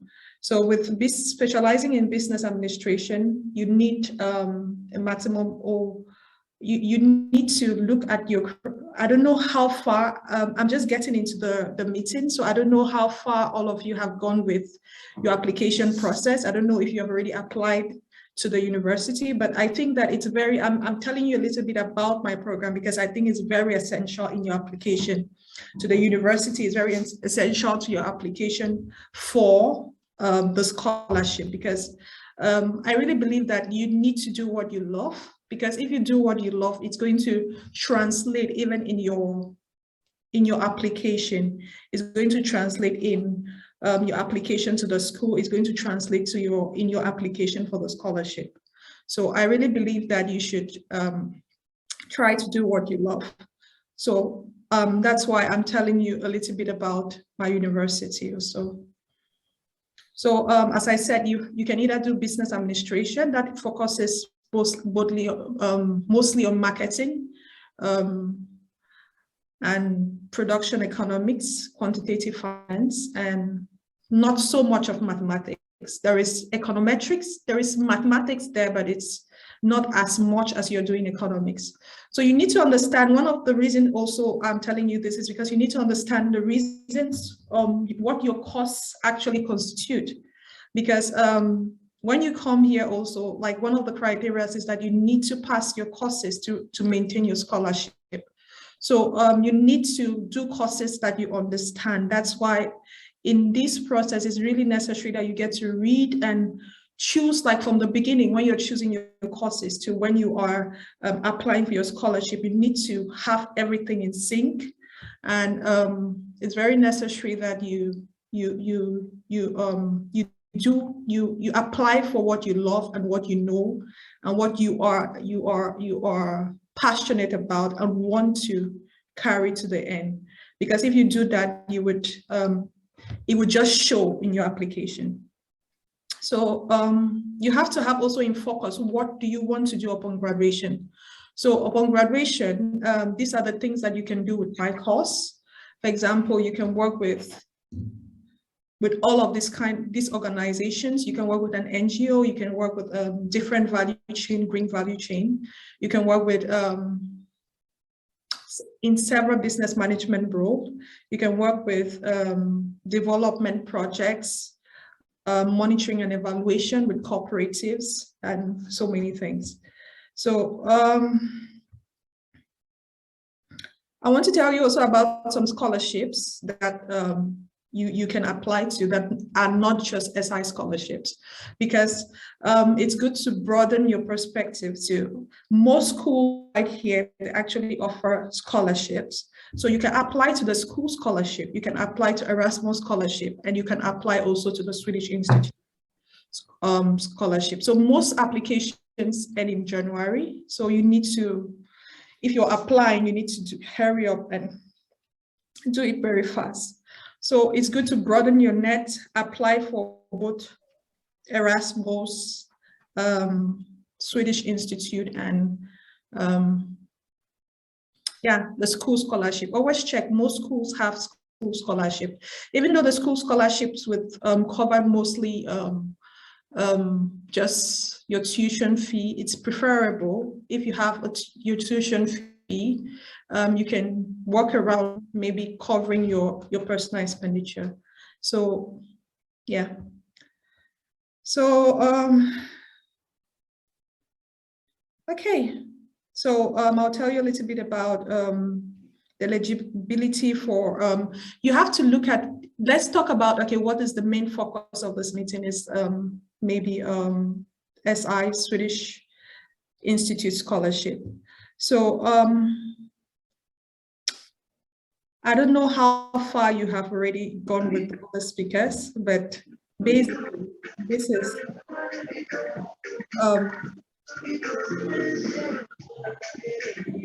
someone mistakenly left their microphone on. I don't know, host, can you mute the person automatically? Okay. You have to, like, in this eligibility area or eligible master programs, you need to look at also from your application to the school, you need to look at the programs also that are eligible for the scholarship. It's very necessary.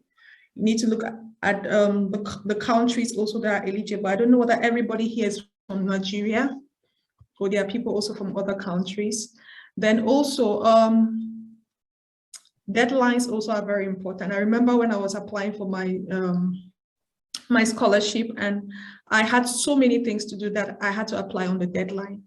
So it was kind of, it really stressed me out. So I would not advise that for anybody. So I think you should always try, because on the last date, the lines are slow and anything can happen. So I would advise that you apply quite early before the last date. So yeah, basically, you should know that the program is very competitive. That's why I thought I should just tell you a little bit about you syncing your application from the beginning. I think it's, for me, I think that is very important. I think that it is very important to know what you want to do. It takes a lot of time to research, because I've noticed that sometimes it's difficult for most people to do the research, because yeah, because sometimes we are not exposed to maybe the facilities to do the research and really understand the kind of programs that we want and we are passionate about. Because I bet you, if you actually discover a program that you're passionate about, it's going to translate through several things, through your motivation letter, through your application to the school, because you're going to like be saying stuff that you really love. You would actually tell the reader, because when you're saying, when you're talking about something that you love, it's not difficult to convince a person, because it's coming from your heart. So basically, I think that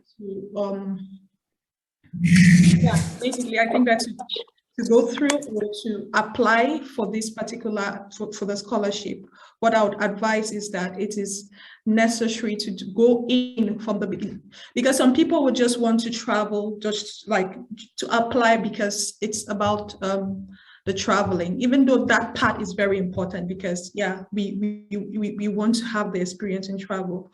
But I think that it would be nice to really do something that you're passionate about, because it would really help you throughout your journey. So that's why I keep on saying it and I keep on repeating.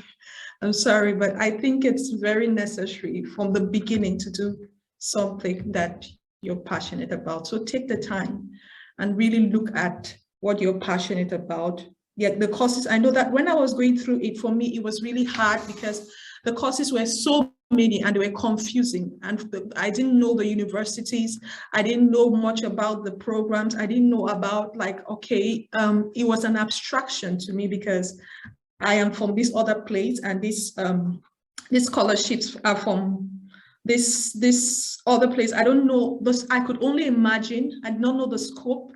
They say this university is here. I don't even know how the university. It was so strange to me, but and it was so much information to dissect.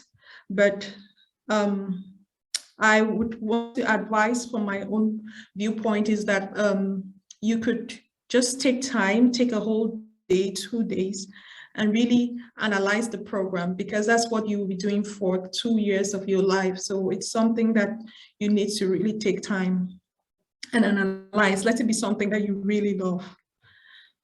So basically, and the last thing I would like to talk about is that you should maybe have faith, because when you have faith in something,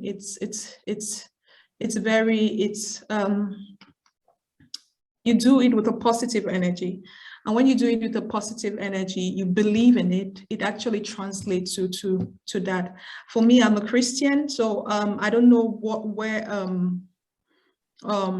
your personal alignment to God, but I would like to conclude by saying that most of the things in this life is good to it's good to have faith about them. It depends, depending on your spiritual alignment. It's good to pray about them, because sometimes just efforts on your own are not enough. Sometimes you just need to pray and believe that so at the tail end, I would want to say that it is possible. Anybody can get it. When I was going through with it, I didn't know it. I believed in it, but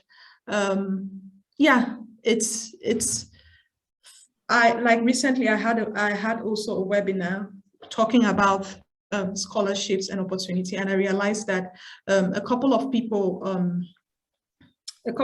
did not show up because they didn't even believe that it was possible. So, but I'm really happy with the turnout in this webinar, and I would like to just tell you, or just maybe motivate you, because I know I've been there too and I've gone through the same thing. I just want to motivate you and say that it's possible. You just need to believe in it and let your belief translate to the document you're writing. So basically, I hope that has helped somebody, and my time is up right now. I think I've taken the 20 minutes, and thank you. Thank you so very much. I mean, you moved from telling us about your journey, you moved higher a bit to telling us about our own journey, and then you moved a bit higher again to the motivation end of why the journey. Thank you very much for that. Thank you very, very much for that. And I mean, if I was applying, I would be filled with a lot of energy right now, but I'm not applying. So I reserve my energy for some other thing. Exactly. We'd love to hear from Serene. I mean, we'd like to also motivate us as well. Of course, yes. So first of all, thank you so much, Genius, for inviting me for this panel. It's really a pleasure to be here among all of you. And also thank you, Rita, for the very informative and heartwarming presentation. I really was moved by a lot of it. For me, I think I'm just going to talk about my story without really using any slides. I am Syrian. I come from North Africa, Tunisia, and I am the chairperson of the NFGL, which is the local network of SI scholars at LNU, Linnaeus University. And Linnaeus University has two campuses, one in Vecre, where I study and live, and one is in Kalmar, which is 1 hour from here. I'm doing my master's in entrepreneurship, sustainability, and social change, and I have my bachelor's in business administration with focus in marketing and business analytics. So my main profession is a growth marketer, and I have worked for 3 years in a Tunisian-British startup in Tunisia. And then I think at some point I just knew I wanted to do something else with my life, something that was a bit more purpose-led and mission-driven. And then I found this master degree that just compiled kind of my 3 interests. It has the entrepreneurship and the sustainability and the social change. So I was really into that program. I'm also starting to work with a Swedish climate technology startup as a growth marketer. So we help cities transition into emission-free economies, which kind of aligns with my academic and professional background. And I think I will just try to give you a few tips that I found were helpful when I was applying to for SI scholarship. I'm almost done. I have my 4th semester, so now I'm going to be working on my thesis project. But when applying, I think starting with the master degrees, it's important to make sure that you have a safety option, or like a safe option that I would say put just at the end, maybe like a 4th option. And you can just go a bit wild and dream about the first 3 maybe, and opt for degrees that maybe you don't think you're 100% eligible for, but you would really want to try your luck, and then kind of leave a safe choice at the end. So in case you don't get a place in those masters, you can get a place in the 4th one. And then about writing the motivation letters, or the cover letters are also for the scholarship application. I think one thing that is important to keep in mind when writing is that you need to convince those people that the money they are investing in you, or the energy they are investing in you, will have a higher return on investment. And you can do that by explaining how you have access to your community, and how once they invest in you, you can multiply it. Once you learn, you get this degree, and then you can make other people get value and bring meaning from your experience.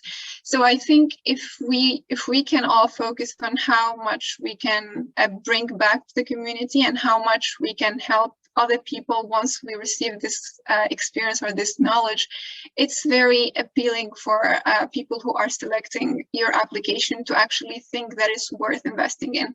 So it's not just about you. You might be this very bright individual, but if it's not just if it's just you, and there is no like potential of other people benefiting from your experience, then I don't think they would like to pass that application.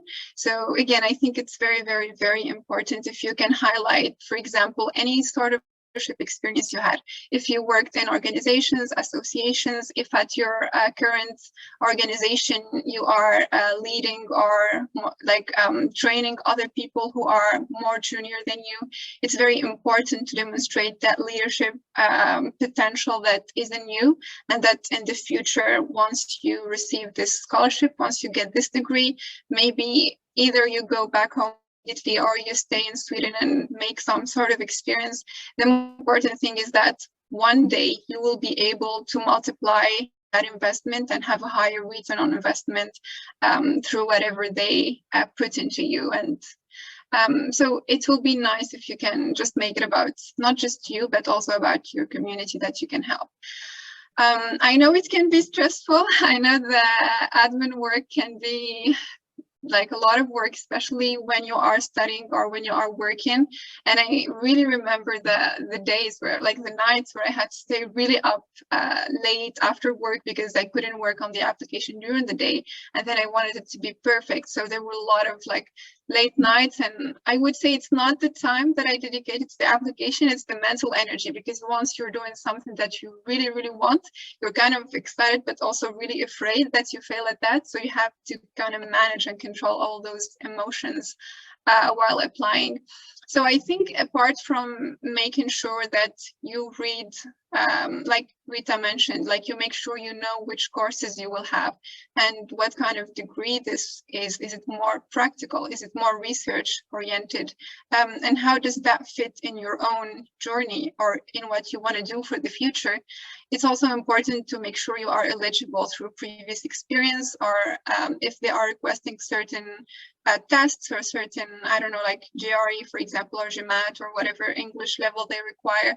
So after making sure you fit all those boxes in terms of like admin work, it's really important that you try to stand out of the other applications by demonstrating again how you can bring value once you have this scholarship. I guess that's all I wanted to share initially. Again, very happy to be here, and I hope I can answer some of your questions this evening. Yeah, thank you so very much. We're happy that you're here with us. Thank you. We're glad. We have so many questions. We had questions even before you arrived. So questions were already waiting for you. It was like, okay, you're welcome. Welcome to me. So we'll start. The way we did it before is this: we take one from people who raise their hands, we take 2 from the chat or 3 from the chat. So I think I should start from the chat as well. And I'm starting from 751. Favor Basi. Favor Basi says, my school wants me to submit a thesis. How do I go about it since I don't have a soft copy? That's all. And any of you can answer. You can interrupt each other like I always say. The simple advice I would give you is that you should just take it to a, like, if you cannot type it yourself, take it to a computer place, let it type it and do the soft copy and you send it to them. So that's the simple question, because you just, that's the simple answer, sorry, because you need to send it to them. So just take it and type it and send it to them. Okay, we have another question from Augustine. Augustine says, how easy is it to get a part-time job in Sweden as a student from the time of arrival? Okay, maybe I can try with this one. I think it always depends on which kind of job you're looking for, and if you want to look for something that fits directly within your expertise, or if you are open for any part-time job. I think a lot of part-time jobs require Swedish language. So I think it might be very good if in April, you know, you're coming to Sweden, you start right away by trying to learn as much as you can. And as soon as you hopefully come to Sweden, you start with Swedish for immigrants classes. That will be super helpful. But with that, I think there are a lot of jobs that do not require Swedish as well. So if you are open for any kind of work, then you can find jobs. Rita, you can maybe add. Okay. Yeah, I would add by saying that the course, like the master's program here also it's quite demanding. So I think if you're coming hoping to get a job and immediately and to support yourself while studying, I have a friend that is doing that, and it's not, in my experience with him, it's not that easy to do that. So it's possible because he's doing it, but it's because of the language too, and because of the way the courses are demanding. It's not quite easy to mix the two. But in Uppsala, where I am, there are nations that you can work part-time in the evening.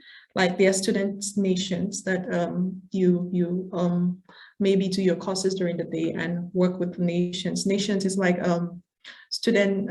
different student hangout joints or clubs per se.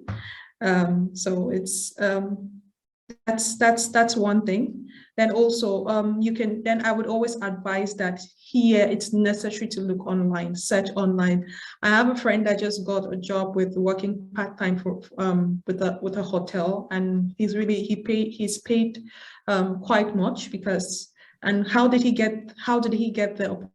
He just searched online and he found it and applied and he was taken. So yeah, jobs too that you can get, but the highest resource that you have when you're here is when you search online. Yeah. Thank you so very much for that. The next question I have is 756 by Mohammed. He says, I want to know the entries in blue color when filling the CV, should it be deleted?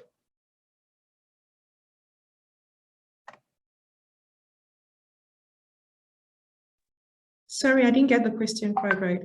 The entries in blue color, I think this person is referring to the templates. The CV templates, there are some things in blue color. Should it be deleted?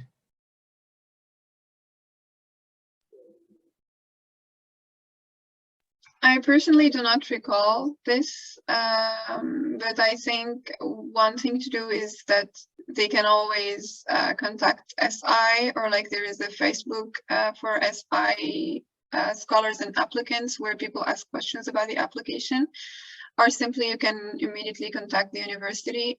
People are usually nice and they will answer. And I suppose this is maybe particular for your university or like template or something like this. Okay. The next person is Promise Udoka Okoli. Promise says, I'm a geologist and work in an exploration and mining company, but my involvement in civil society is environmental related. Do you think I'm good to go? This was sent in 803. I think I was a little distracted. I didn't get all of the questions, but I think if you you work with you have a working experience and you have some work that you work with civil society, I think it's very important that you mention that in your motivation letter and also in your working experience, like leadership experience. Yeah. So I think it's very necessary that you mention that there, because as Kari, sorry. Sorry, I'm trying to pronounce your name. I'm sorry if I don't. It's Sidin, yeah. As she said, it's very necessary to show that you are adding value to you intend, or you are actually adding value to your community. And yeah. Okay, I think we'll go over to those whose hands are up. Please, I will skip some hands because your questions have been answered in the chat.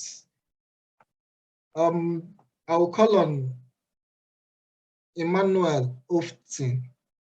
I hope I got that right. Yeah, good evening, everybody. Thank you, Genius, for coming up with such a great program like this. And I want to thank the panelists thus far. I've been on transit all the while, but then I've been listening. I just got close and I got really, really interested when Rita was speaking, because I would say she's a senior colleague, because I actually put in for agri-economics and management. So I just have a few questions here. And I think Rita would be better positioned to answer since she's doing more of this. And first is, because I checked through the other scholarship opportunity available, and I really did not see any for SLU, that's the Swedish University of Agriculture. I don't know if there are any. You could actually help me as in, and maybe the link or something. Then secondly, I want to ask, I've actually worked in quite a number of organizations after my graduation, For 2.5 years, I worked I studied agri-economics in my first degree, and I worked as a farm supervisor for 2.5 years before switching over into the banking sector in 2018, and I've been in this banking sector from 2018 till date. So I am asking this question because I have 3 different work experience, which is the bank, 2 agricultural sector, 1 bank, and also I also belong to a civil society group. So I want to ask, can a civil society group really provide a reference without filling the proof of work and leadership? Since I need to submit 3 and I want to really submit the 2 coming from the agricultural organization, since that is where that's what I studied in my first degree, and that's what I am still going for, even in the in my master's program. And thirdly rather, for the proof of work, I know from the instructions they listed, they said it is not a problem when the stamp and signature of the referee moves to the second page. But on the actual last page where the reference form is, they still stated it at maximum 1 page. So one of them I have actually spilled to the second page. I want to believe this is not so much of an issue because I want to follow the instructions to the letter. That's why I'm asking this, because they have to, they stated that it can spill to the next page, but on the actual page they said maximum 1 page. So if that wouldn't be a problem, then on a final note, I want to ask Rita if she wouldn't mind. I would really like to maybe contact her after now. I don't know if that will be fine by her, and then if she could help me with probably an email or something. So I think that would be all for now. Thank you. Okay, I will try to answer the questions one after another. I hope I remember all of them. With regards to the scholarship, the scholarship for the school, I have a friend that actually got through with the scholarship for the school. I could connect you with him, and you can get more information from him, because the scholarship for the school also is very competitive. It's like they took 3 people out of all the people that applied. So, but people don't know. So if you apply, you can actually you can have a higher chance of really getting through. So the second one you asked was with regards to the civil society reference. I would advise that you indicate that in your CV, because if you have that experience, it should show, it should reflect in your CV. And also, I'm not sure if you can do like 3 working experience, but I think there is a requirement for leadership experience. And if there's a requirement for leadership experience and you have that, then that would be a good place to put it. And with regards to the stamp or signature spilling over to the next page, I'm not so sure about that, so I cannot really answer. So I would direct you maybe to ask like you should write to they are always very fast in responding to the scholarship office or something like I think you need to write to them, or maybe if Carrie has something to add to that, she could maybe. Okay. I think you've done justice to that. I mean, specific questions like that are best answered by the scholarship managers. I mean, they're always available and ready to answer your questions. So just write them an email. I'll go back to the chat, and I will start from 811. This is Bright, and Bright says, in filling the CSO, civil society organization, if I volunteered as a teacher in an orphanage school, do I need to fill in volunteering? Okay, do I need to fill in volunteering or CSO as the basis of filling this form? Okay, I think this person is asking. Okay, this person is asking that he volunteered for a CSO. Now, in filling up whatever form he wants to fill, should he fill it up as a volunteer program or as working for a CSO? I think that's what he means or she means. This question was sent in at 8:11. I think I can try, but I'm sure I perfectly understand. But I would say it's just important for the form that you can have it signed and stamped to make sure it's official. But I think as I would not really care if it's like a paid or volunteered, but that's what I remember. So maybe there is something about it. I think I agree with you. So next question we have here is from Kerario. Kerario says, prior to studying for my bachelor's degree, which I completed last year, I had a diploma where I worked under this qualification for 2 years. Can I use this to calculate as my work experience, considering that it was before my bachelor's degree? Before bachelor's degree, he had some experience. Then he got bachelor's. Now he wants to apply. Should he consider an experience before bachelor's degree? I think you can.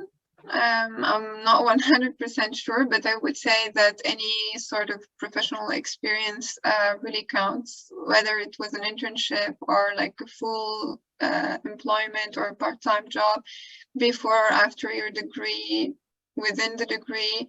The most important thing is that you showcase that you have enough professional experience to be eligible. Okay, we go over to the hands that are up. And I want to call on Francis Okoli.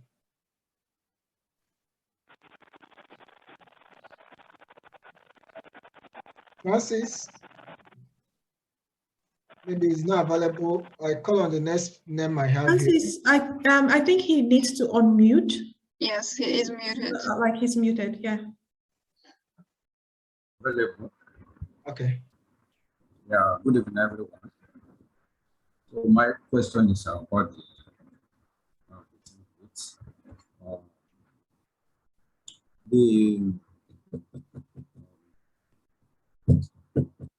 this aspect of the template, the instructions on the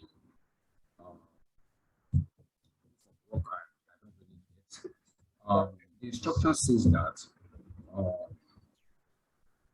because I'm applying as an entrepreneur, so it's more like hello, can you hear me? Yeah, we get you. Okay. So the instruction says that a client can sign the proof of work reference for you, and this client has to use this organization stamp. Are they implying that whoever is referring me as a client will use their stamp? And it also says that the staff of my company can sign for me, which I think of using my secretary. So if I use my secretary to sign, if my secretary does the filling for me and signing, can I use my own company stamp? Because in the instructions, I see it's more like if I'm applying as an entrepreneur, the way I see that I cannot use my own company stamp at any point in time. So I don't know if I'm right about that. I could try to answer that, but I'm not sure I can give you a detailed answer. But I would try to a certain level because if I understand you correctly, it looks like you're saying that you have a company and you're trying to enter your working experience from your company. So and one of the requirements is that a client has to sign and stamp that to prove that, okay, you've worked with them or something. I think in that case, because I think in that case you cannot recommend yourself, of course, because they need someone to recommend you. So and it's quite tricky, I understand, because it's your company. So how do you prove that? So I would advise that in that case, you should first of all contact the scholarship office and ask them for a clarification on that. And secondly, you should look in the process, you should look also for clients that you have worked with that can validate, okay, or that you have had contracts with that can really validate that you have worked with them for this amount of time. So that they would be able to recommend you. And also I am adding to the chat right now it's like a channel, because the last person said in that organization. You mean for the person who's writing you the reference, right? Yeah, for instance, I'm to give the reference to my referee. Mm-hmm. So in his response, when he's to respond, is it responding in the form of the position I held or the position I'm holding in that civil organization or that organization, so to say? Like, the question is, in what capacity do you know the applicant? So is it the response, is it supposed to be the position I held in that organization? So you basically have to explain how you know that person, and that's what they want to know. So did you manage that person? For example, if you manage that person, how was he working or was she working with you? What kind of attitude did they have? Maybe it's a colleague, or I don't know, maybe you worked with them for a long time, maybe a short time. So it's more about what kind of not authority, but how did you manage that person in particular? Were you manage them through providing guidelines for the projects? Were you looking at their day-to-day activities, for example? So basically explain how did you work with that person? Okay, sorry, there are other areas that talk about explaining generally how the person worked in that organization. But this one particularly is talking about capacity, which I think is a more specific stuff to say, so to say. Oh, sorry, go ahead. No, please go ahead. What you mean is that they are asking that in what capacity did you work with the person? Is it talking about the position I held? Yeah, I think that is what it means. But because if they say in what capacity, it means the job position. I think. Am I right, Carrie? I'm trying to look up my application from my own experience, but that's what I remember. Yeah. From my own experience, that question that question does not really matter so much if you have any right answer. You could write. I remember that I wrote one of my reference wrote professionally, one word. Okay. That's the only word the referee wrote. In other, there was another one wrote employer. That's the only word. Okay, great. I've also reviewed some of my people who I coach, who I reviewed their documents. I've also reviewed documents where they explained that relationship, how they got to know. So I don't really, once she's right, is right. I don't really think there's some guide like you are trying to establish. Okay. And again, sir, concerning the civil society organization, can I make use of a position like a student union positions, student union position. For instance, when I was at the university, if I were to be maybe a student leader at the departmental or faculty level, maybe as president of my faculty or president of my department, can that serve that purpose? I will leave our panelists to answer. Okay, I didn't catch much of the last question because I was looking at the previous application. But just again, from what I know, in what capacity just means what kind of relationship you had with that person. Were they a consultant that they worked with you? Were they a full-time employee that you managed directly? So basically explain the relationship. And again, that's my understanding. Okay, great. That is clear. The latest question is asking, can he use a role while he was in the university? Let's say, for example, being the president of his department, can he use it in place of CSO, right? Yeah. Yes. If I'm to answer that, I would maybe I'll say a little bit, and if Carrie has anything to add, she can. With respect to that question, I would say that what they require is proof of leadership. So you have to show that,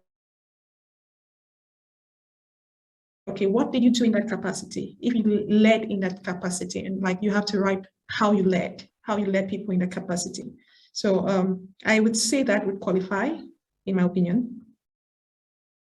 Okay, so the proof of that position, that is to say, I can make use of my certificate of return for winning that election. That certificate can stand as a certifying document for that position. Certificate of return as somebody who was duly elected for that particular position. I would say that if you have any certificates to add with your application, you can add as many certificates as you can. But I don't know if I don't know. I wouldn't confirm with which particular certificate that they would require. But from what I know and from what I recall, like what they really expect is that, okay, you should show that you led people in a particular capacity at a particular time. So, yeah. I can add maybe that if this is for the proof of experience, professional experience, then I think they were kind of clear that they wanted them to be printed, signed, and stamped, and then scanned. But again, I really recommend that if you have any sort of technical admin ambiguity, that you can contact SI immediately, either by phone or by email, and I think they will be responsive and will provide the most accurate answer. Yeah, because I would say also that sometimes it's like we give advice and we are cautious because sometimes we don't want to give wrong advice. So it's very necessary that with technical questions like that, it's necessary that you check back with SI and don't take our words for it, because I can give you my opinion, but I'm not in the office of SI. So it's very important that you go for first-hand opinion. Yeah. Thank you so very much. We have exhausted our slot. What do we do now? We still have hands up and we still have questions in the chat box. Well, what we can do is this. Rita has offered her email. If there's any other way she wants us to contact her, I think she will also share. I want us to conclude this session by hearing their final speech, statements, advice, answers.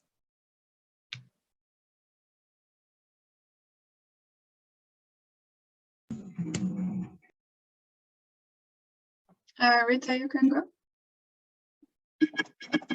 I would give you the mic first. Okay.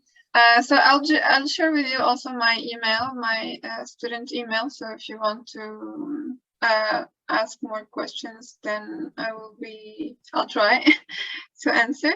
But I think again, like Rita just said, with admin technical questions, it's very important that you go through the details, because a lot of the questions that were asked today, you can find those information actually online on the si.se website. So it's very, very important to read all the details that are available for you, because then they will help you gain time and not really make mistakes that you could have avoided by reading all the available sources on the website. So I think that should be like your first step. Then also any ambiguity, it's important to call SI or ask SI for like the right answer. And also feel free to talk or like to try to connect with potential program coordinators. Program coordinators can help you actually. So if you feel that there is a program that you feel you are eligible, but you're not 100% sure, or you want to talk with someone who can give you maybe like a better opinion, then you can send like your details to the program coordinator and ask for their assistance if they think you should apply for that program or not. A lot of them answer and a lot of them help as well. Then I think you don't have much time left, so it's a bit more than a month, I would say, for the selection of programs.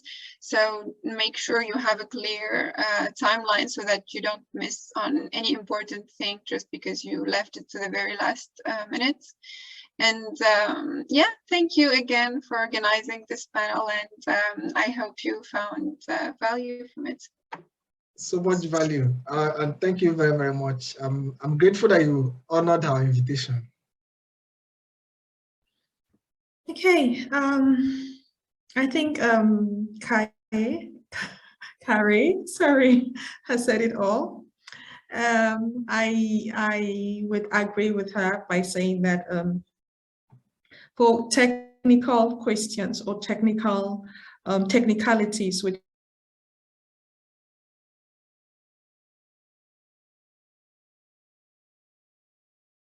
be good if we give you an advice that you would apply it and would actually fail because of that advice. So we are very cautious with that. So I remember back at home, we don't have a very flat system. So like we are always scared to ask questions to authority because we are scared that, okay, what if we don't ask it in the right way? But in Sweden, it's totally different. Authority is there to help. Like anybody in it's a very flat system. So you can ask a question to anybody that you think can really help you in this with SI. It's good to engage with them. If you have any questions with regards to your application, it's very necessary to engage with SI, write to them, and I bet you they will reply. They are always very fast to reply emails. So they'll reply to you and they'll answer every particular I don't know how many emails that they get right now because maybe they have many applicants that are actually applying now. But just do your best to apply to write and also look at the documents. Sometimes we don't really read the documents that we have in details. As Carrie said, look at the document and read it in detail. I think you would get to understand the technicalities or the requirement for specific details, because they always make sure that they really explain it very well, that you get to understand to the maximum. And also I would keep on saying the same thing, that you should choose what you really love. And if you do that, it would really translate in your application. It would translate in everything. So choose what you're passionate about. And yeah, because if you want to do this, like this is your ambition, this is your dream, it would just flow naturally and it would translate in your application, and it will be easy to convince the people that, okay, this is good, this is actually going to add value. So at the end, I'll just say be positive and trust. And I think we got here not because we are too, it's not because we did something so different.